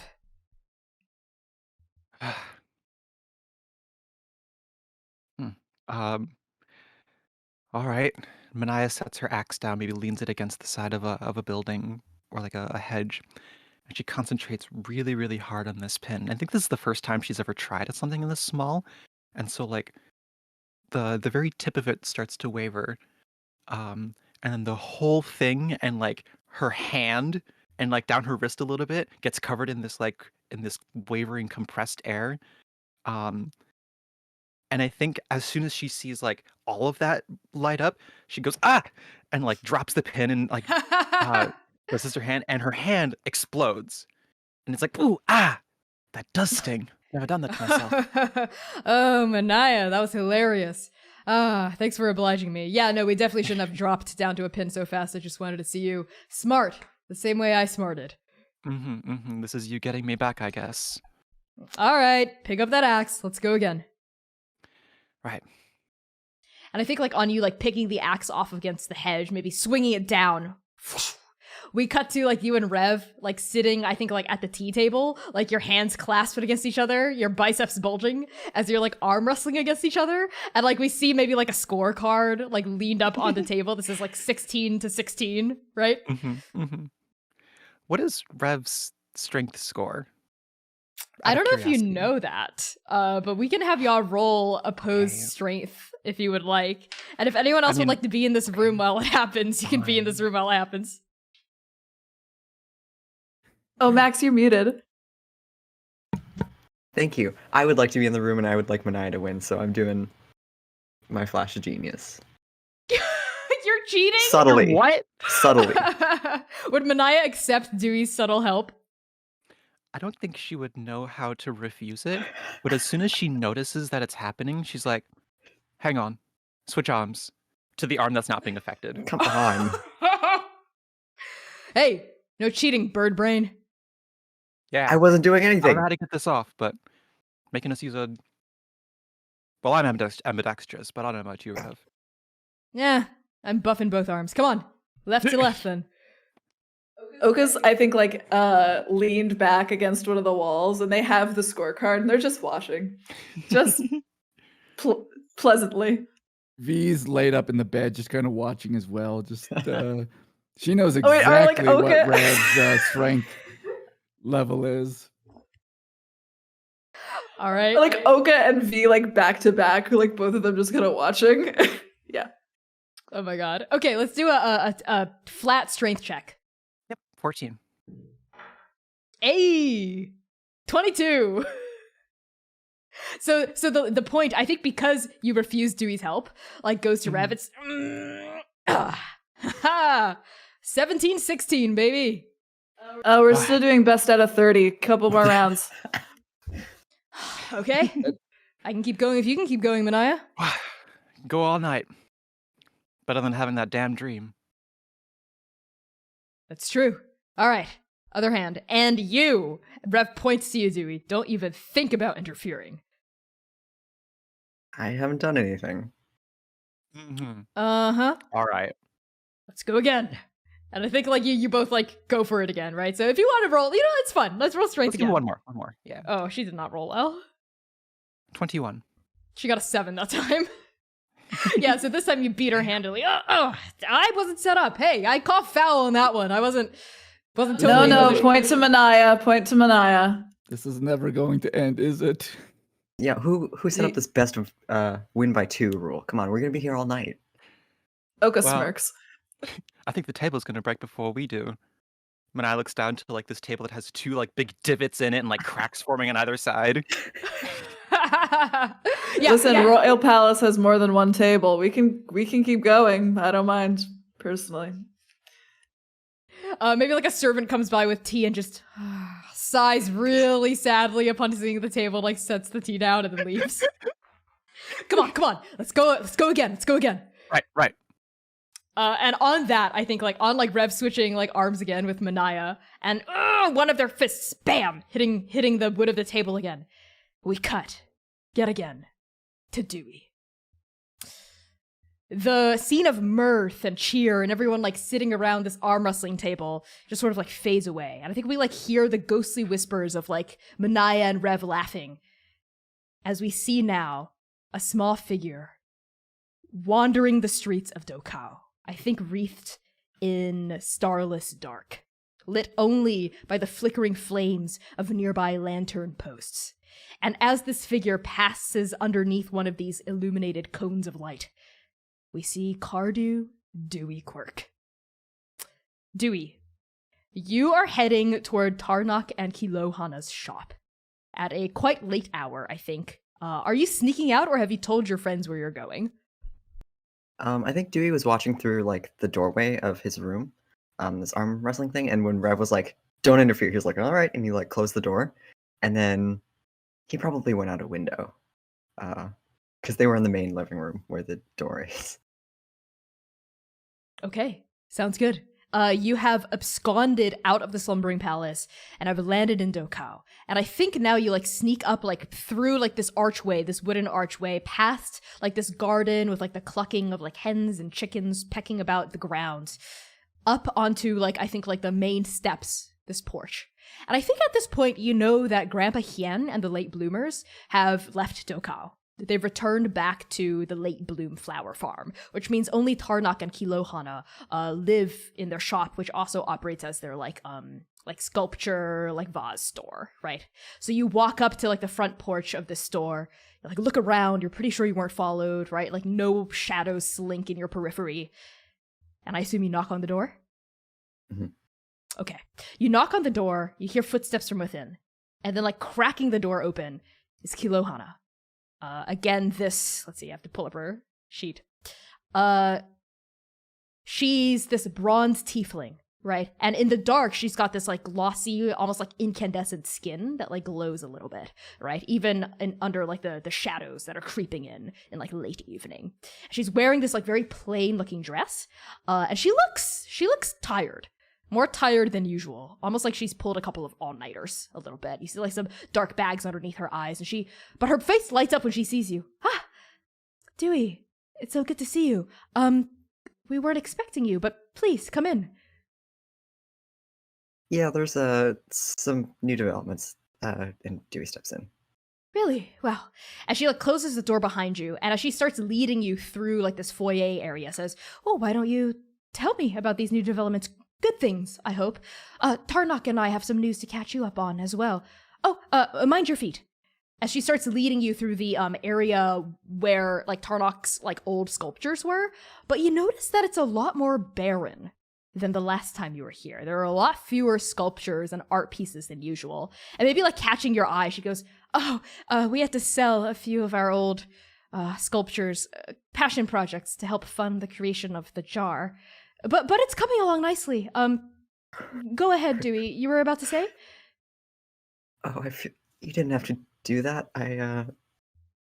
You've already given me so much with your help and expertise and time. I didn't. No, anything to help Andake. Anything to help our home. Do you want to give me the good news first? Yes, the good news. Thanks to your hard work finding those books in the Slumbering Palace, we were able to mock up a prototype of sorts. I'm pretty sure it will work as long as we have the piece of the Paragon soul that we need. Okay. The bad news is the time is nigh. One of the Paragon's souls has already been forcibly split. What? Cardew, what are you talking about? Isn't the assassin supposed to strike much later? Apparently, the assassin is not just going after the Emperor of Tulong. And has gone for our dear Oka's soul and taken part of it. The prince! The returning prince! Yes. Oh They're not doing so my, hot.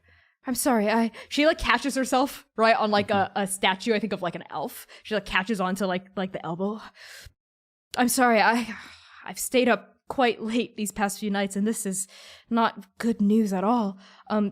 Please, come in. Tarnak's just having a nightcap. Yeah, I think Dewey takes like Kilohanna's arm to steady her. Thank you, Cardew. I do appreciate that. Well, come in.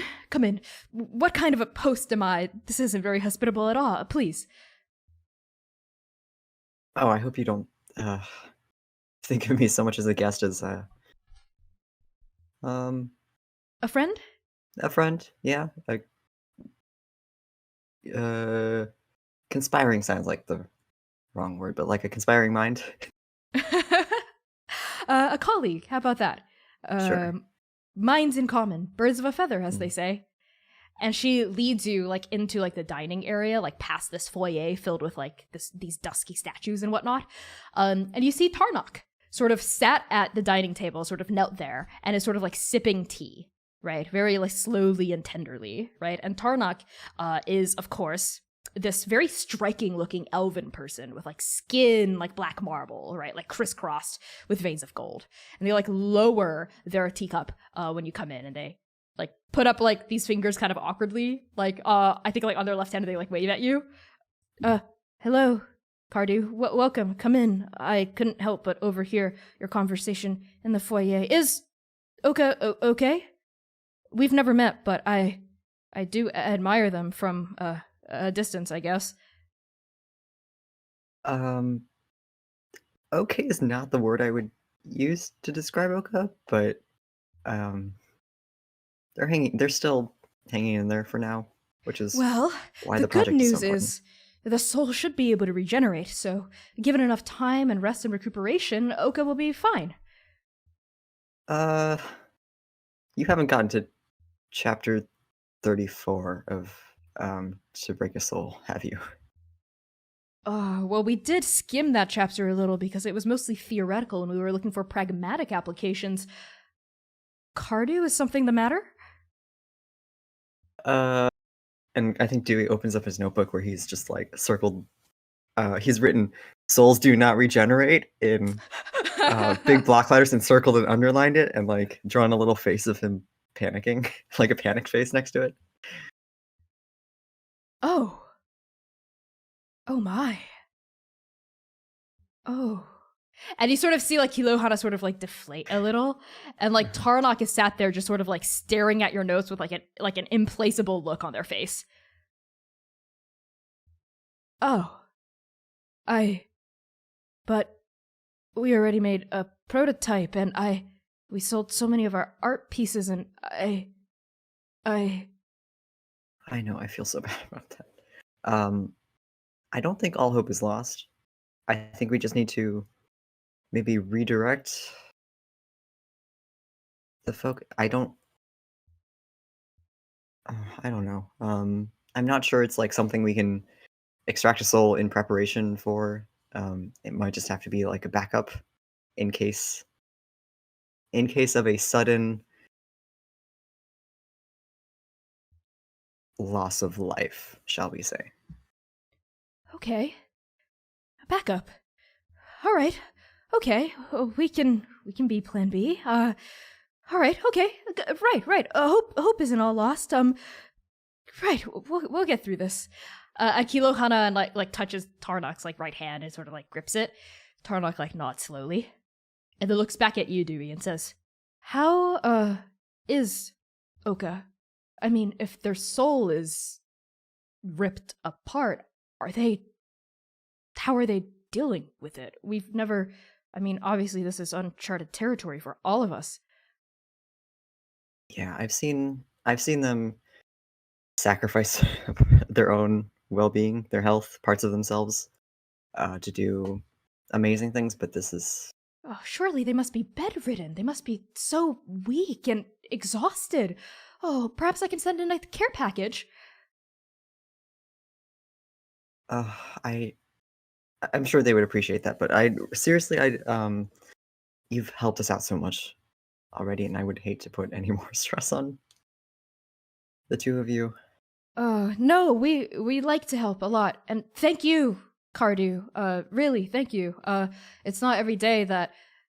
Okay, this is going to sound a little weird, I guess, but maybe from one artisan to another, you can understand, even though the stakes are high, and obviously we want everything to turn out okay. It was kind of fun to work on a project like this. We've never gotten to work on something like this before, and we learned a lot about ourselves as craftspeople along the way, so thank you for that opportunity, Cardew. Yeah, it's I mean, I've worked on a lot of stuff before, but it truly is kind of is the project of a lifetime. Quite literally, you know. Yes, quite literally. Well, would you like to stay for some tea? Sure. I like your company. And the other Paragons are arm wrestling. Arm wrestling? Uh-huh. So I'm much more in my element here. Well, who's the strongest? Carefully, Carduka. Yes, be careful. I can't say. You don't know the kind of hell it would rain down upon me if they But found just, out. hey, you're among friends right now, Cardi. We won't tell anyone. Who's the strongest?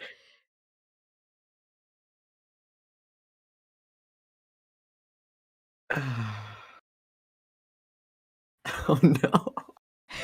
Come on, Dewey. Come on. Your cool friends want to know. I gotta say Manaya. Manaya. Right. She is quite large. We did a little bit of research on your friends while you were gone. Uh-huh. Didn't know what they look like and whatnot. Oh, they're incredible. Oh. They're really cool. Well, I'd love to be introduced to them sometime if you have the chance. After all this is For over, sure. maybe? Yes, after. Maybe I'll Yes. bring them by sometime and we can Oh, I don't know, have dinner or something. that would be fantastic. We'd really, really enjoy that. And, it's such a pity, because you did come and visit us when you were coming to Dokao for the first time, but if we'd known that you needed our help, oh, maybe we could have helped you even earlier on. But that's in the past. Can't change what's already happened. Here, have some tea. Thank you. And I think Tarnak Dewey's been here plenty, so like Tarnak's already had it like prepared like sugar and Yeah. honey or whatever. Yeah. Yep. And he stays there for at least as long as he thinks it'll take them to break the tie between the two arm wrestlers. So never, So maybe for never. like So an never. hour or two. Yeah, for like Yeah. forever. You stay on Tarnak and Kilohanna just forever. You become their third. No. Dewey sapiosexual confirmed. Oh my god. Okay. So yeah, you enjoy a nice cup of tea. They ask you more questions about, I think, like Oka, Manaya, and Rev, and V. They're very interested in your life and in your friends and in the Paragons. You get the sense that they're just like regular people caught up in this stuff, so they want to know as much about it as possible, right? And like Tarnak and Kilohanna in particular seem very concerned about Oka, you know, like very like upset about that. And they like want to like know more, like they want to know like how Oka's been doing and stuff. So just give me like a general sense, Dewey, of like how forthright and how open you are with like Tarnak and Kilohanna about everything that's happened. Very much so. I think that Dewey hasn't voiced his concerns about Oka. First of all, his talk with Oka in the bath was like the first time he told anyone about it, and outside of Oka, he hasn't like voiced his concerns about how they're doing. So this is they're sort of his like confidants. Okay. I think toward the end of the conversation, when we were about ready to go, Tarnak, I think like that one of the last topics that Tarnak brings up is, you know, I grew up in the championship, and one of the first things that we're taught in the championship is that you make your own destiny, right? So it's weird, a little bit odd for me to think that fate could have chosen Paragons.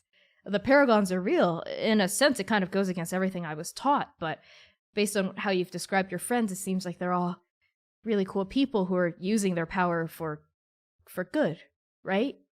You guys are the good guys? We're trying to be. I think fate is so complicated, and morality is, as I'm learning, extremely gray. Well, I'd like to think that I can trust you, Dewey. Actually, truth be told, when I was a kid, in the championship, I grew up dirt poor in this town. And the leader of our town, well, he modeled himself after the champion at the time, Bloodthirst. I don't know if you are familiar. He made himself kind of like a tyrannical ruler, and ever since I was a kid, I could just see how easily, I guess, like, power could corrupt you. So, Yeah. just, and Tarnak actually reaches out and like holds on to like a feathered hand of yours. Just don't let that happen to you. I understand. I've also seen power and resource corrupt people and the people around them as well. So you have my word. Oh, thank you. Well, sometimes tragedies happen without rhyme or reason too. Before Tarnak and I met, I actually I had a husband. We had a son together. He was our little boy, and he loved swimming. We're from Uhanahi, of course. Strong swimmer, fantastic surfer.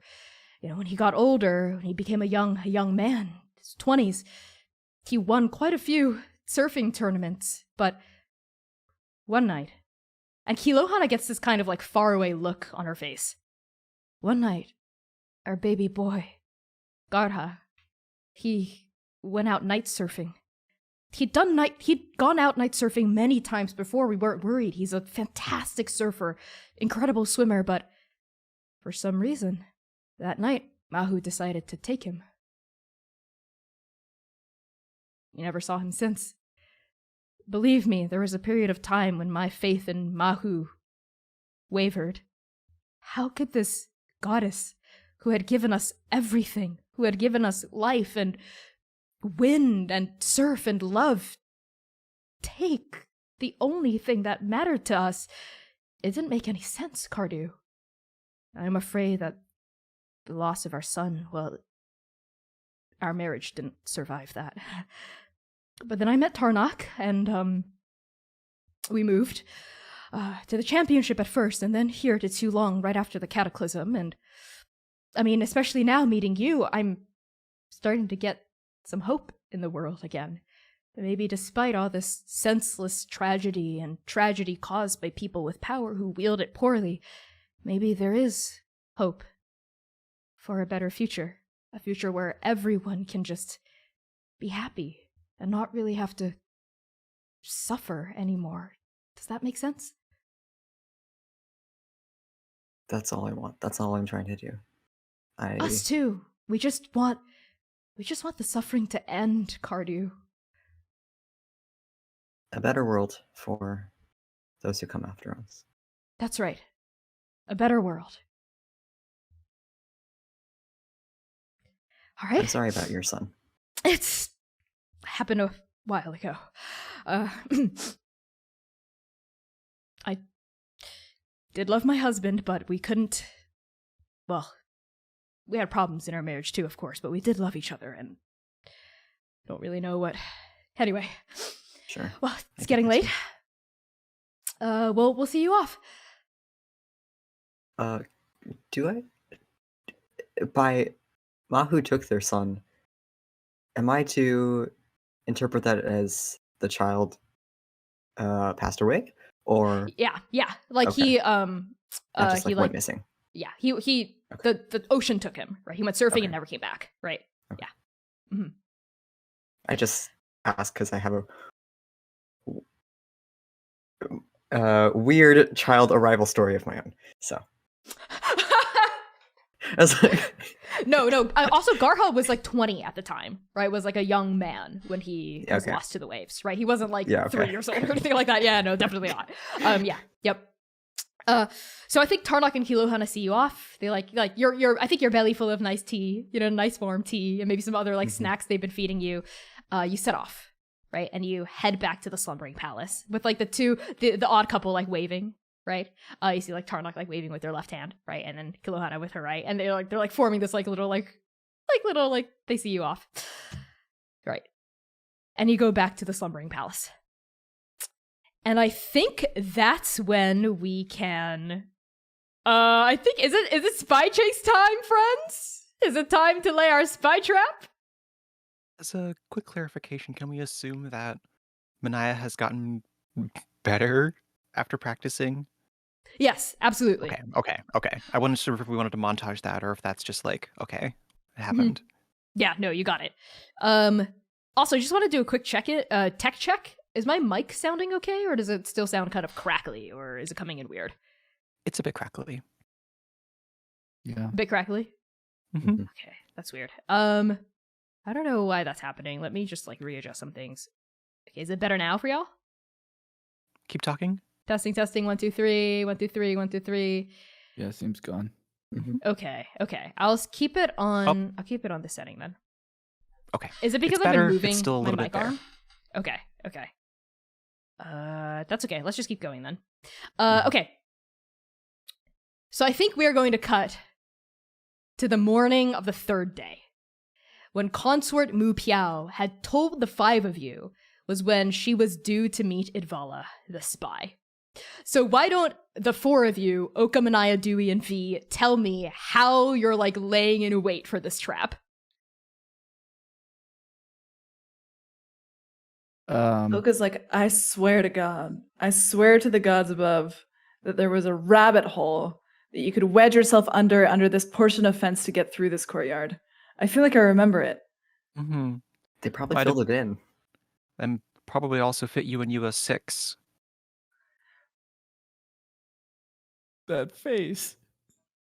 Just saying. You've got a couple of companions that are... Anyway. All I need is a good vantage point. If I can just get this pin to them, they should freeze and we should be able to rush them. And any chance they try to escape, we slow down. There's a high chance that they're still gonna get away. We're just gonna have to chase them through the Slumbering Palace and make sure we don't lose sight of them, because they're a changeling. All I need is one blade prick, and I will be able to find them wherever it is they go. And we put your Good. blood on this pin. If it gets in their body, then... You know, you might make a good hemomancer, Manaya. You think like that. I don't know about that. I just figured, But it needs to be their blood, right? You need their blood. Or if your blood gets into them, you're good. You're good. That's how that works. A connection is a connection, V. Any direction. This is a type of magic I've no interest in. No. Manaya, do you need a vantage point? Is there like a tree or something? I could teleport us up there in a jiffy. It takes no time at all. if there's a tree that could hold me and hide me well enough. Otherwise, any random hedge or bush that I could just sit in.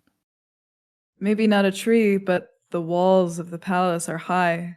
The pagodas, they're decorated. You could hide behind anything up there. If we're all on the roof, Dewey, you can fly. I can jump down. I have an idea, and this is assuming there are topiaries in the garden. I think Dewey has donned a ghillie suit of sorts Oh and has turned himself into a my bird-shaped hedge, God. holding like a ring. He's like balanced on one leg and he's got like the ring. Okay. I need you to make a stealth check or a performance check. It's up to you. With advantage, because I love the Okay, idea. thank God. Great. Does Dewey just walk out of his bedroom like this? I think so. I'm gonna. I think Manaya Reroll. helped get some of the leaves and branches and stuff Yes. to make it look like it's yes. alive. Fantastic. I'm going to use my flash of genius because this is an idea that is genius, if I do say so myself. So I got a 21. Okay.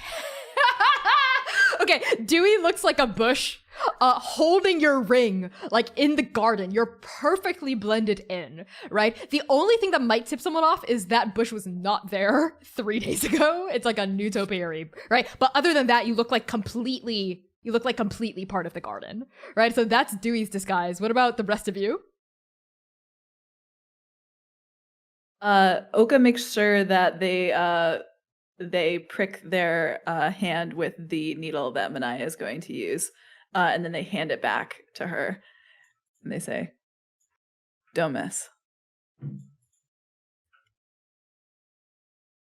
Won't. And Oka would hide up on one of the roofs, like around the courtyard. Chat, Okay. we could really use an auto crit for that, if you want to, We could really use an auto crit right Yeah, now. Auto crit right now. Auto crit right now. Can we pretend we're assassins in the Slumbering Palace trying to kill the Emperor? We could really use an auto crit. We're gonna get copyright struck so fast. I couldn't tell. I could barely tell what song you were singing, so hopefully not. Okay. Let's. Okay. So Oka, also make a stealth check for me.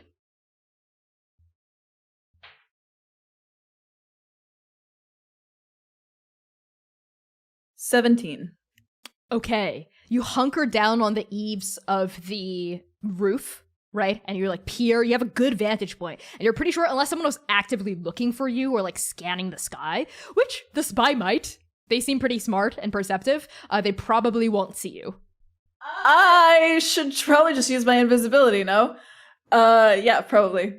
And I think Oka would actually hunker down. They would go into the garden with Dewey and hunker down invisibly behind his topiary. I think actually that's my new retcon. We can still keep your stealth check in addition to you being like invisible, right? In case the spy can, I don't know, see through invisibility, right? So what about V?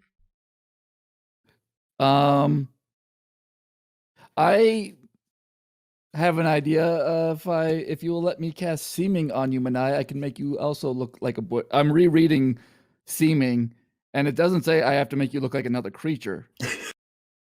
It just says I can change your appearance. So what if I made you like almost like there's the bird with the ring, and on the other side is like a giant half orc bush holding it as well. What do you think, you like Manaya? I think if Manaya got down on her knees to be more like Dewey's height, and then we were like in the fusion dance sort of thing. Oh my god. Okay. You know what? Okay, fine. Fine. This is the greatest. Whoever decorated this garden is. They're a Best gay style teenager ever. on Tumblr, okay? Whoever decorated this. No. Anyway, all right. So Manaya is hunkered down as like a half orc, holding onto the other side of the ring, right? Like your muscles aloft. V, how are you stealthing yourself? I think V then is just gonna go into a corner with some bushes and cast minor illusion in front of her, just to cast a 5 by 5 foot square of bush that she's hiding behind. It's a Okay, roll hedge. stealth. Roll stealth with advantage. Whoa! And the oh my gosh. Okay, that is 22. Okay, yeah, you minor illusion like a 5-foot block of hedge in front of you to completely just like obscure where you're hunkering down. And I think Rev is hunkered down next to you. I'm gonna have her roll stealth. Well, she can turn invisible actually. Yeah, well, she's gonna roll stealth anyway, just like Oka. She got a nat 1. Rev, we talked about this. Our DMPC is gonna fuck us up here? Use the collective inspiration, Connie. Use it. It's It's not. off. It's not up. We don't have it.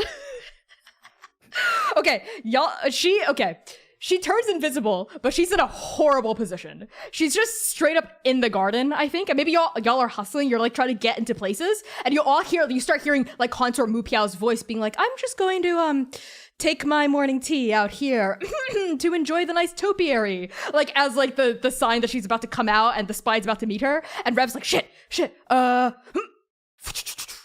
and like a ripple of raven feathers goes down and she just turns invisible in like the middle of the courtyard, right? And Mu Piao steps out onto the back porch. She looks freshly showered, bathed, one might say. Their flaming red hair sort of like simmering like into a burnt auburn. They're like nursing a cup of tea and they're looking around their garden nervously. You see their eyes linger on the new hedges of Dewey and Manaya. They like raise their eyebrows by like a fraction of a millimeter, but they quickly look away and they scan the rest of like the topiary and they don't seem to notice anything out of place. And that's when all of you like maybe like hold your breaths for like a minute, right? Like, and you wait. And you wait. And you wait. And then, stepping out of the shadows, I think of like a hawthorn tree, shimmering into reality, is Idvala. You all see this blue-skinned lithe half-orc with like a mop of like curly golden hair on top of their head, dressed in these very drab, very plain servant's clothes, right? Head held high. They're maybe like 5'6". Nothing particularly remarkable, except for the very sharp gaze that glances across this garden, right? Their eyes linger on Dewey and Manaya's ghillie suit / like topiary hedge, but they don't flee immediately. They just linger on it. And then they turn back to Mu Piao. Hi, any news? And I'm going to have Mupiao make a performance check. Okay. I'm going to have Idvala make an insight check. Okay. And Idvala says, no news. More of the same. We're getting ready for the wedding. First snow of winter, forecasts say, will be just about a week or so. You just need to hang tight. Any news on your end? No. No news at all. Good. Then I'll be going. Hold on. Wait, actually, there is something. This tea I've been drinking is quite a wonderful variety of tea. My favorite, actually, green tea, very low caffeination rate. And Mupial's sort of like buying time to like stall the spy here until like any one of you wants to act. So as Mupial's like buying some time for you all, what do you all do? Does V want to message us so that we're all coordinated? Yeah, I think V at this point is like, because V just hiding behind this magic bush that doesn't actually exist. She casts message individually, like, are you all ready? And then once she's gotten all that, she like goes to Manaya, like, okay, Manaya, showtime. Did she do the going live in 5? Oh my 4, god. 3. Oh my god. I think Manaya from her position, it doesn't even look like she's moving. She's practiced this motion probably 83 times that day, where it's just from her position, her arm is already back, the needle pricked between her fingers. She puts a little spin on it by twisting her fingers, and it's just boom, forward, faster than the wind, and catching the wind as it goes. This like red blood-stained needle, and it whirls through the air. The air that's in front of it starts to compress and form itself around the needle, and it's gonna go at least vaguely in the direction of Idvala, but we'll resolve whether or not that hits in a second. Okay, make an attack roll, Manaya.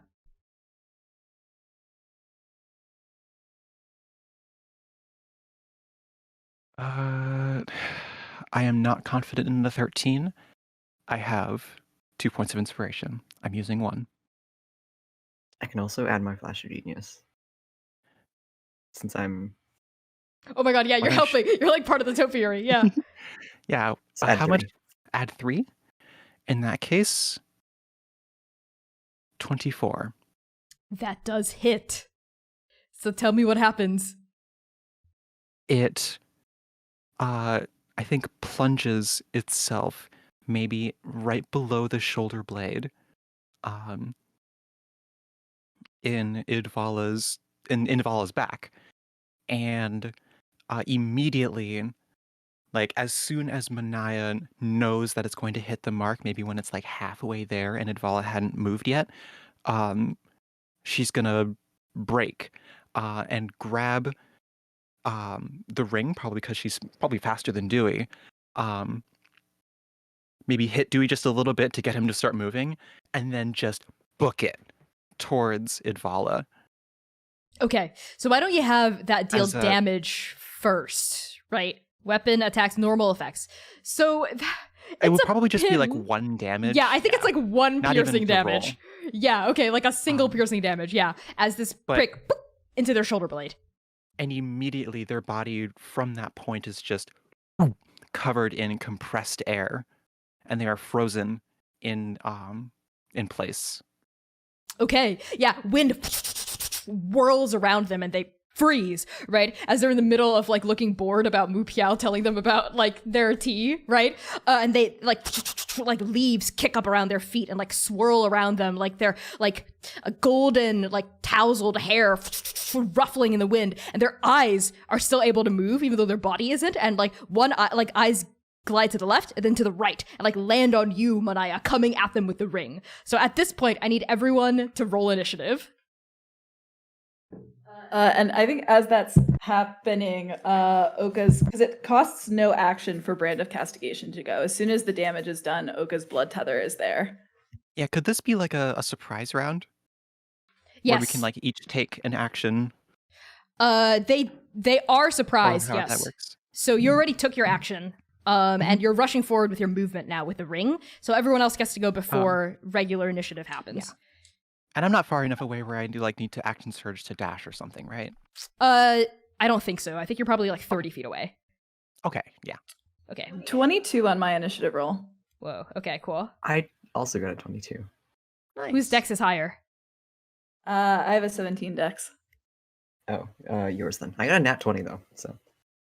Ooh. I got a natural 19. Oh my Use god. Let's inspiration say. to reroll this one. Sounds good. I got a 16. Okay.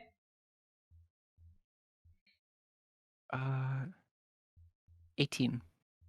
Okay. Okay. So next to go will be Oka. Yep.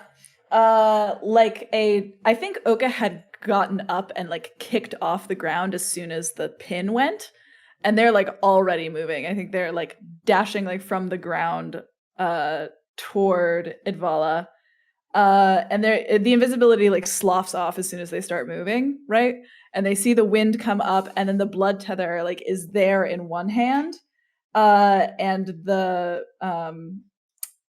and I am going to use just my bonus action right from the tiniest little bit of blood that just like suddenly like surges outward, as like their own nosebleed, which has been going all morning, also like wraps up, kind of like following the trail of leaves that went up as Oka casts a blood curse of binding, which means that Idvala will have to make a strength save. Against what? Against a 15. Can that potentially be with disadvantage because Booming Blade's in effect? I don't think I'm not gonna allow that because Booming Blade okay, is just a cantrip. I don't want to overpower it. But they do fail. But they do fail.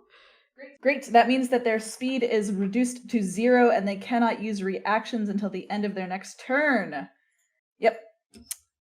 And they'll make a save at the end of every turn to try to get out of it as Oka the blood like right up like locks into their knees, and Oka is like holding it on the one side, and they like skirt out of the way so that Manai can come by with the hoop. Okay, yeah.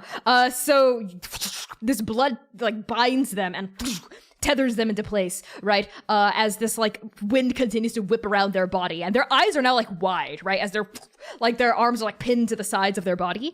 And next up is going to be Dewey. Dewey is on his way to the spy, but he's going to use his artificial mind. He's going to manifest his artificial mind, which shows up as a tiny spectral presence. And I think as this needle like approaches the spy, you see like a leaf float down from a tree above them. But the leaf is like a little bit like translucent and like doesn't look quite natural, organic in nature. And then as soon as it like nears the spy, it just you hear like a loud snap.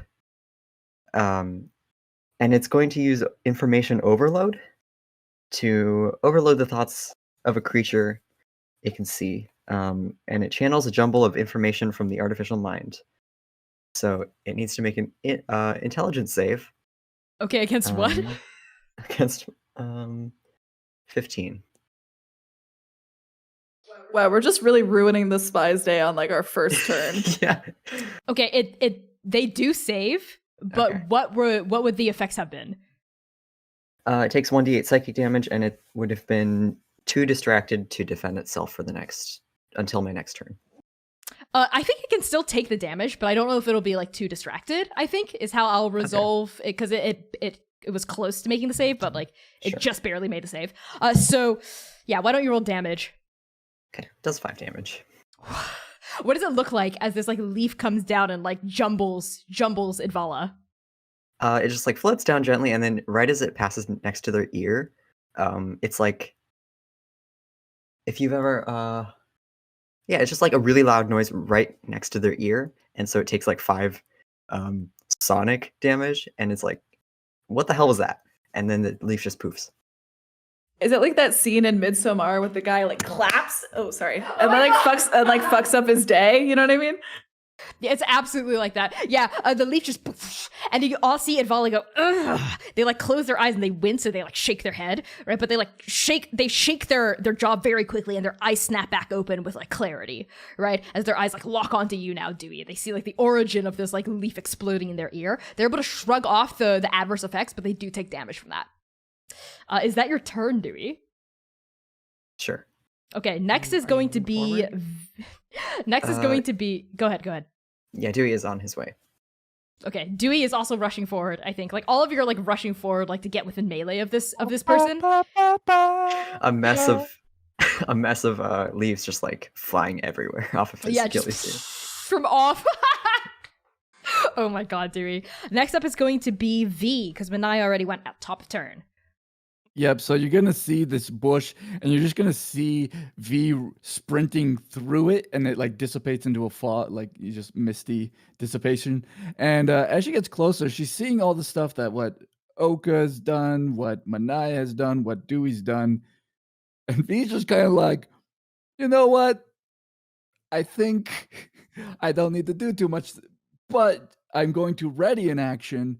My hand is going to start sparking electric as I prepare Shocking Grasp. If this spy so much as twitches wrong, V is going to grab him with Shocking Grasp.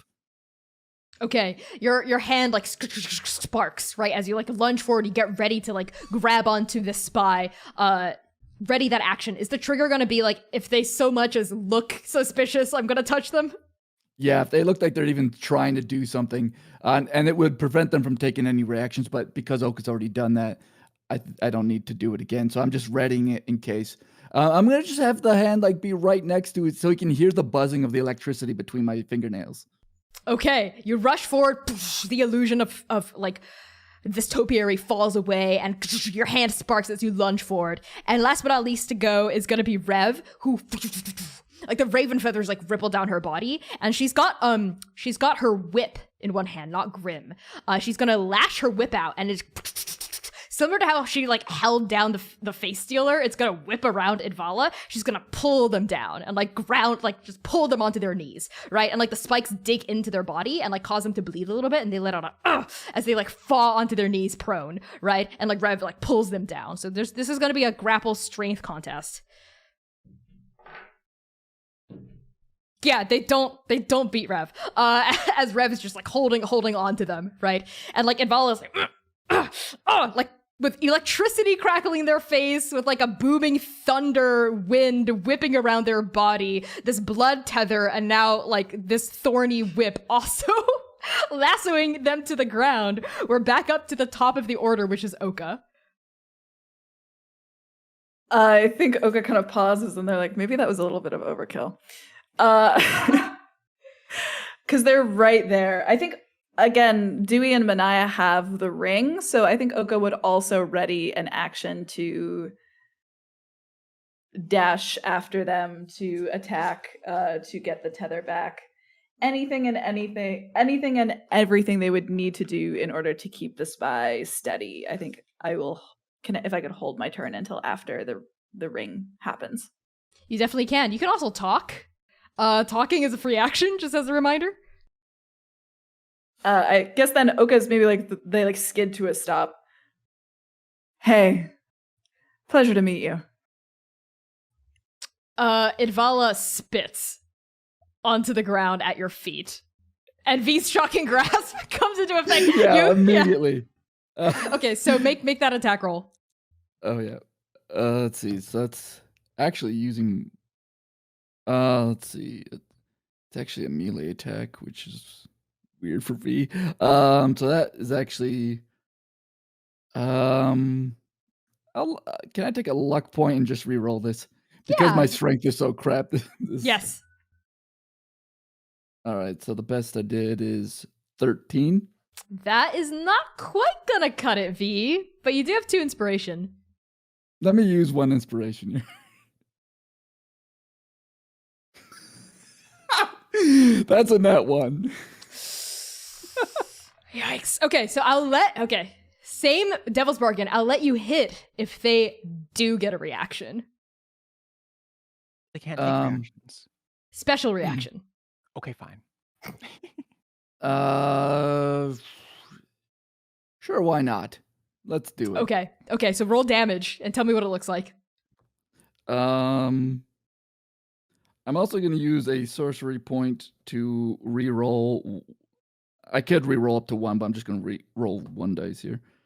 That's the exact same thing. So that's only 10 points of lightning damage.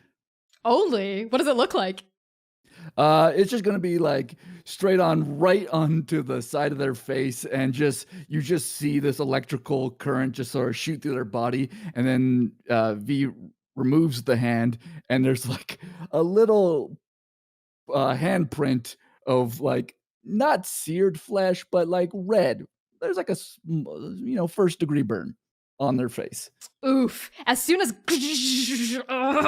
like their teeth are jittering, right? And as you let go of their face, they look at all of you and they just sort of smile and they say, "See you later." And they disappear with a bonus action. It's not technically a reaction. I'm allowing them to act right now because of Devil's Bargain, but it's technically a bonus action. They We're in misty melee step. range. Do we get a reaction? You do not, because they don't technically move, because it's a teleportation spell. Poof, poof. They disappear out of melee, and you all see them reappear on the roof, about 30 feet away. So their movement speed is technically 0. It would kind of be funny if they poofed and had to they didn't reappear on the roof if they reappeared right in front of us, just not tethered. Could that be how all of this manifests? I don't think so. Because like any sort of like teleportation magic does not count as movement.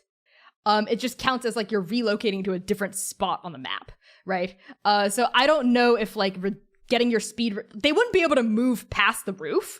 They would just have to keep teleporting, right? That's what the speed reduced to 0 means. But they're out of melee, out of this sticky situation with all of you in this exact moment. They disappear. I think the thorny whip that Rev had like falls onto the ground, right? And like the blood tendrils maybe like dissipate and slough onto the ground as well. And this swirling like wind magic disappears and then reappears on the roof, continuing to swirl around them. So that is the reaction they take 30 feet away after the shocking grasp.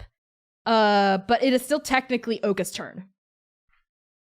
Gucci, I have 35 feet of hashtag movement. And I am still maintaining my blood curse of binding, and the brand of castigation is active. Just so you know. So Oka is tracking. And I think it's kind of like they're in hunter mode now, right? And there's like they were kind of there, and then they like look up and it's just like boom, and they're there, and they just like the wing, and I'm going to use my an action to release Oka's good old wings that just come again like tearing out of their back, and it's like 1, 2, and then they're like on them again. What are you doing once you're on them? I am going to tangle, I guess, like just tangle myself in with them further, like with the brand of castigation. As Oka, I think, like lands on the roof, like, you know, within melee. They just kind of like land there. They're like, "Did you really think you would get away that easy?" And ba-boom! I guess I really only have, that would be my action and my bonus action that I am going to activate also my blood weapon as the blade comes out of Oka's arm. Okay, yeah. You take off, right? Like a massive like whirlwind erupts from your wings as you beat yourself up into the air, and then you dive them onto the roof. You land, right? And like your brand of castigation continues to swirl bloodily, I think, like around your fist and around their body, and they sneer at you, at your quip. And I think that's going to bring us to Dewey's turn. Dewey and Manaya were holding the ring, right? And he had like jumped down from his spot on the topiary and was running along the ground. But as this person reappears on the roof, he yanks the ring from Manaya and takes off into the air. And he has a flying speed of 50 feet, which you never get to see because he doesn't fly very much. But he's just going at this person with the ring. Now that Oka's Okay. like got him tangled up. How are you going to try to use the ring? Because that's just movement. That's not an action yet. Yes. I want to. I guess I have to like cast the spell to activate the ring. So as I get up there, I have it in my hands. I cast it, and the aperture opens up, and I just try and like slam it down over their head and shoulders. I think you just do because they can't move. So yeah, the ring opens up, it glows, the aperture whirs open, and you poof. You slam the ring over their body and they vanish from sight like a magic trick, right? And like I think you all hear them go, "What the hell is the?" And like their voice cuts out as soon as the ring like lands over their head and their body, and they disappear from existence. And I think that's the end of the initiative turn. I mean, they're frozen. They can't do anything. They're stuck in an extra dimensional space. So I think that's the end of the initiative order. Hell yeah, Dewey ends a fight. Easy peasy. And I think as that's happening, everyone's like catching up and like makes it right there for yeah. Manaya's like, all right, how long does it hold? Well, how long does yours hold? Manaya looks at Oka. And if I'm tapping into, I guess the blood curse of binding is technically still active unless they save on it. But can I even feel, like, since they're in an extra dimensional space, can I feel them either with the blood curse of binding or with my brand of castigation? I don't know if you can, because they're technically on a different plane than you. So as soon as like the circle goes over, can't cross. Exactly. So like as soon as the circle goes down, you lose that connection to them in the weave. I don't feel them anymore. Dewey, are you sure you got them? I think Dewey's like holding the ring to the roof, like a little bit afraid to move it, and he just like lifts it up carefully, opens the aperture just a little bit to check. Yeah, and you see them like like writhing around. We're good. We got him. Fuck, I can't believe that worked. Ow. Hey, as take it Oka's easy. wings like kind of like, I think they dissipate, and instead of just kind of dissipating like they normally do, like the feathers just kind of like slough off and there's no more wing left. Like no bone or grizzle underneath, but it's just like the feathers just kind of go everywhere. Molting bird. I feel like Rev. Hey, that's not how. And Rev sort of like disappears from the ground level in like a whirlwind of feathers and reappears on the roof as she also Reaper. misty steps. She also misty steps up there. She's just as cool as you guys. And she turns to like look at all of you and says, "Oka, are you okay? I've never seen your wings do that before." What, you leave feathers everywhere? It's fine. And Oka kind of like exchanges a sidelong look at Dewey. It's gonna be fine. V dimension doors up there, and just like, look at these two bushes up here doing all that they do, and drops seeming off of Manaya so that Manaya turns back into half orc self, but then looks at Dewey like, not so fortunate. Can't do anything for you, Dewey. No, these leaves are real. Oh, this is great. I'm so glad this worked out. High fives all around.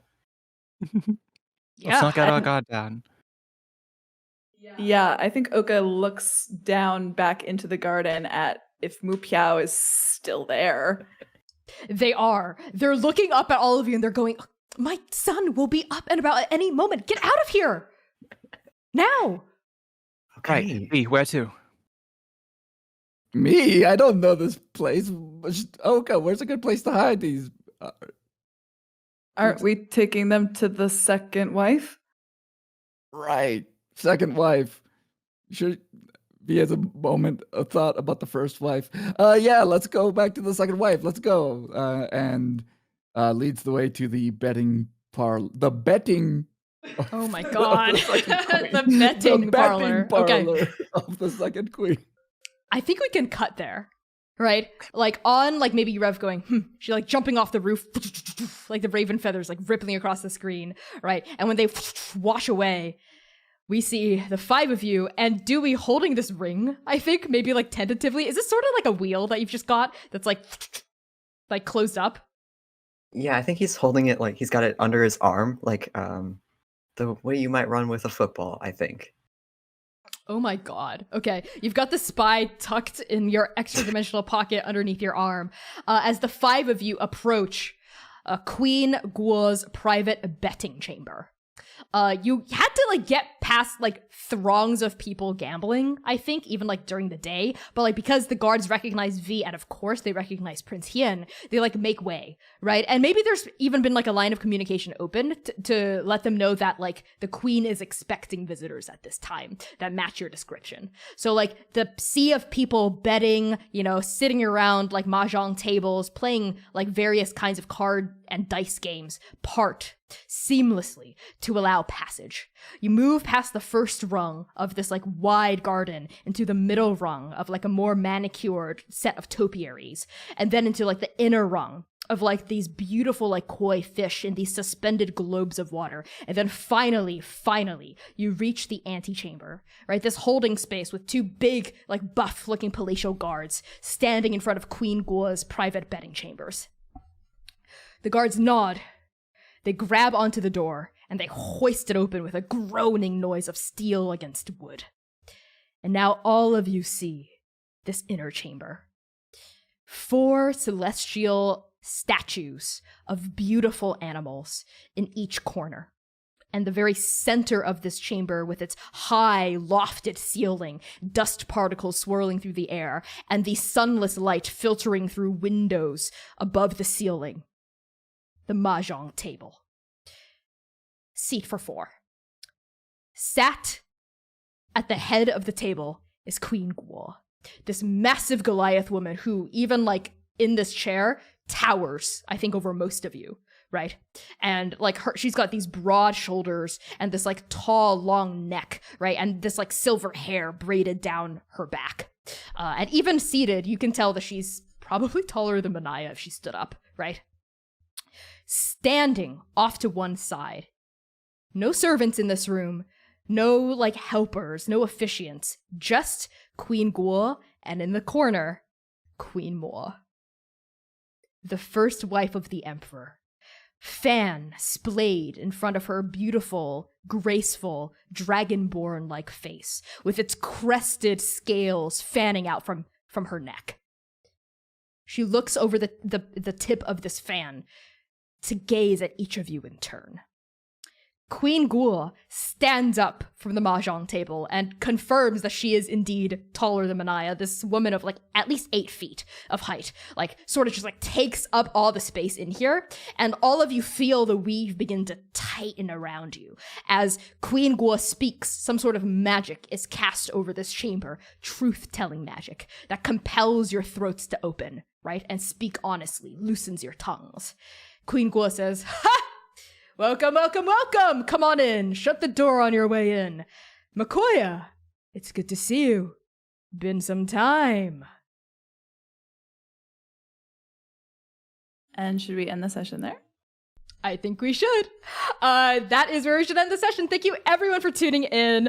Next week we're gonna get into spy interrogation and then preparing for the wedding. It's gonna and the first day of winter. It's gonna be a lot of fun. Can't believe we're already on episode 10. We've got 5 episodes left until the interlude episode. What? Thank you for tuning in. I have been your GM and executive producer, Connie. My pronouns are they, he, and she. You could find me on Twitter, Itch, and Patreon at by Connie Shaw. I'm gonna pass along introductions to Lyra. Hello, everyone. My name's Lara. My pronouns are they, them, and she, her. breathing now. I'm the artistic director of Shout, Minnesota's trans and gender diverse voices and all trans choir based in the Twin Cities. You can check us out on Facebook and Instagram at Shout Minnesota, and I'll pass introductions to Erica. Hey everybody, I'm Erica, she, her pronouns. I was playing Vinox Shurzo, and you can find me anywhere I am at Erica New Girl, but come watch me on Twitch sometimes. I stream Mondays, Thursday, Friday. Actually, you know what, this week is weird because of holidays, so the only time I'm for sure streaming is Monday, 2:30 p.m. Central. It's a mature stream, we're lewd but not rude, so come, we'll have some good laughs. And with that, I'll pass it on to Max. Hey, I'm Max. My pronouns are they, them. I play Dewey Quirk, the running back of the team, and also a very successful engineer for today, at the very least. You can find me on Instagram and Twitter at Starchmonger.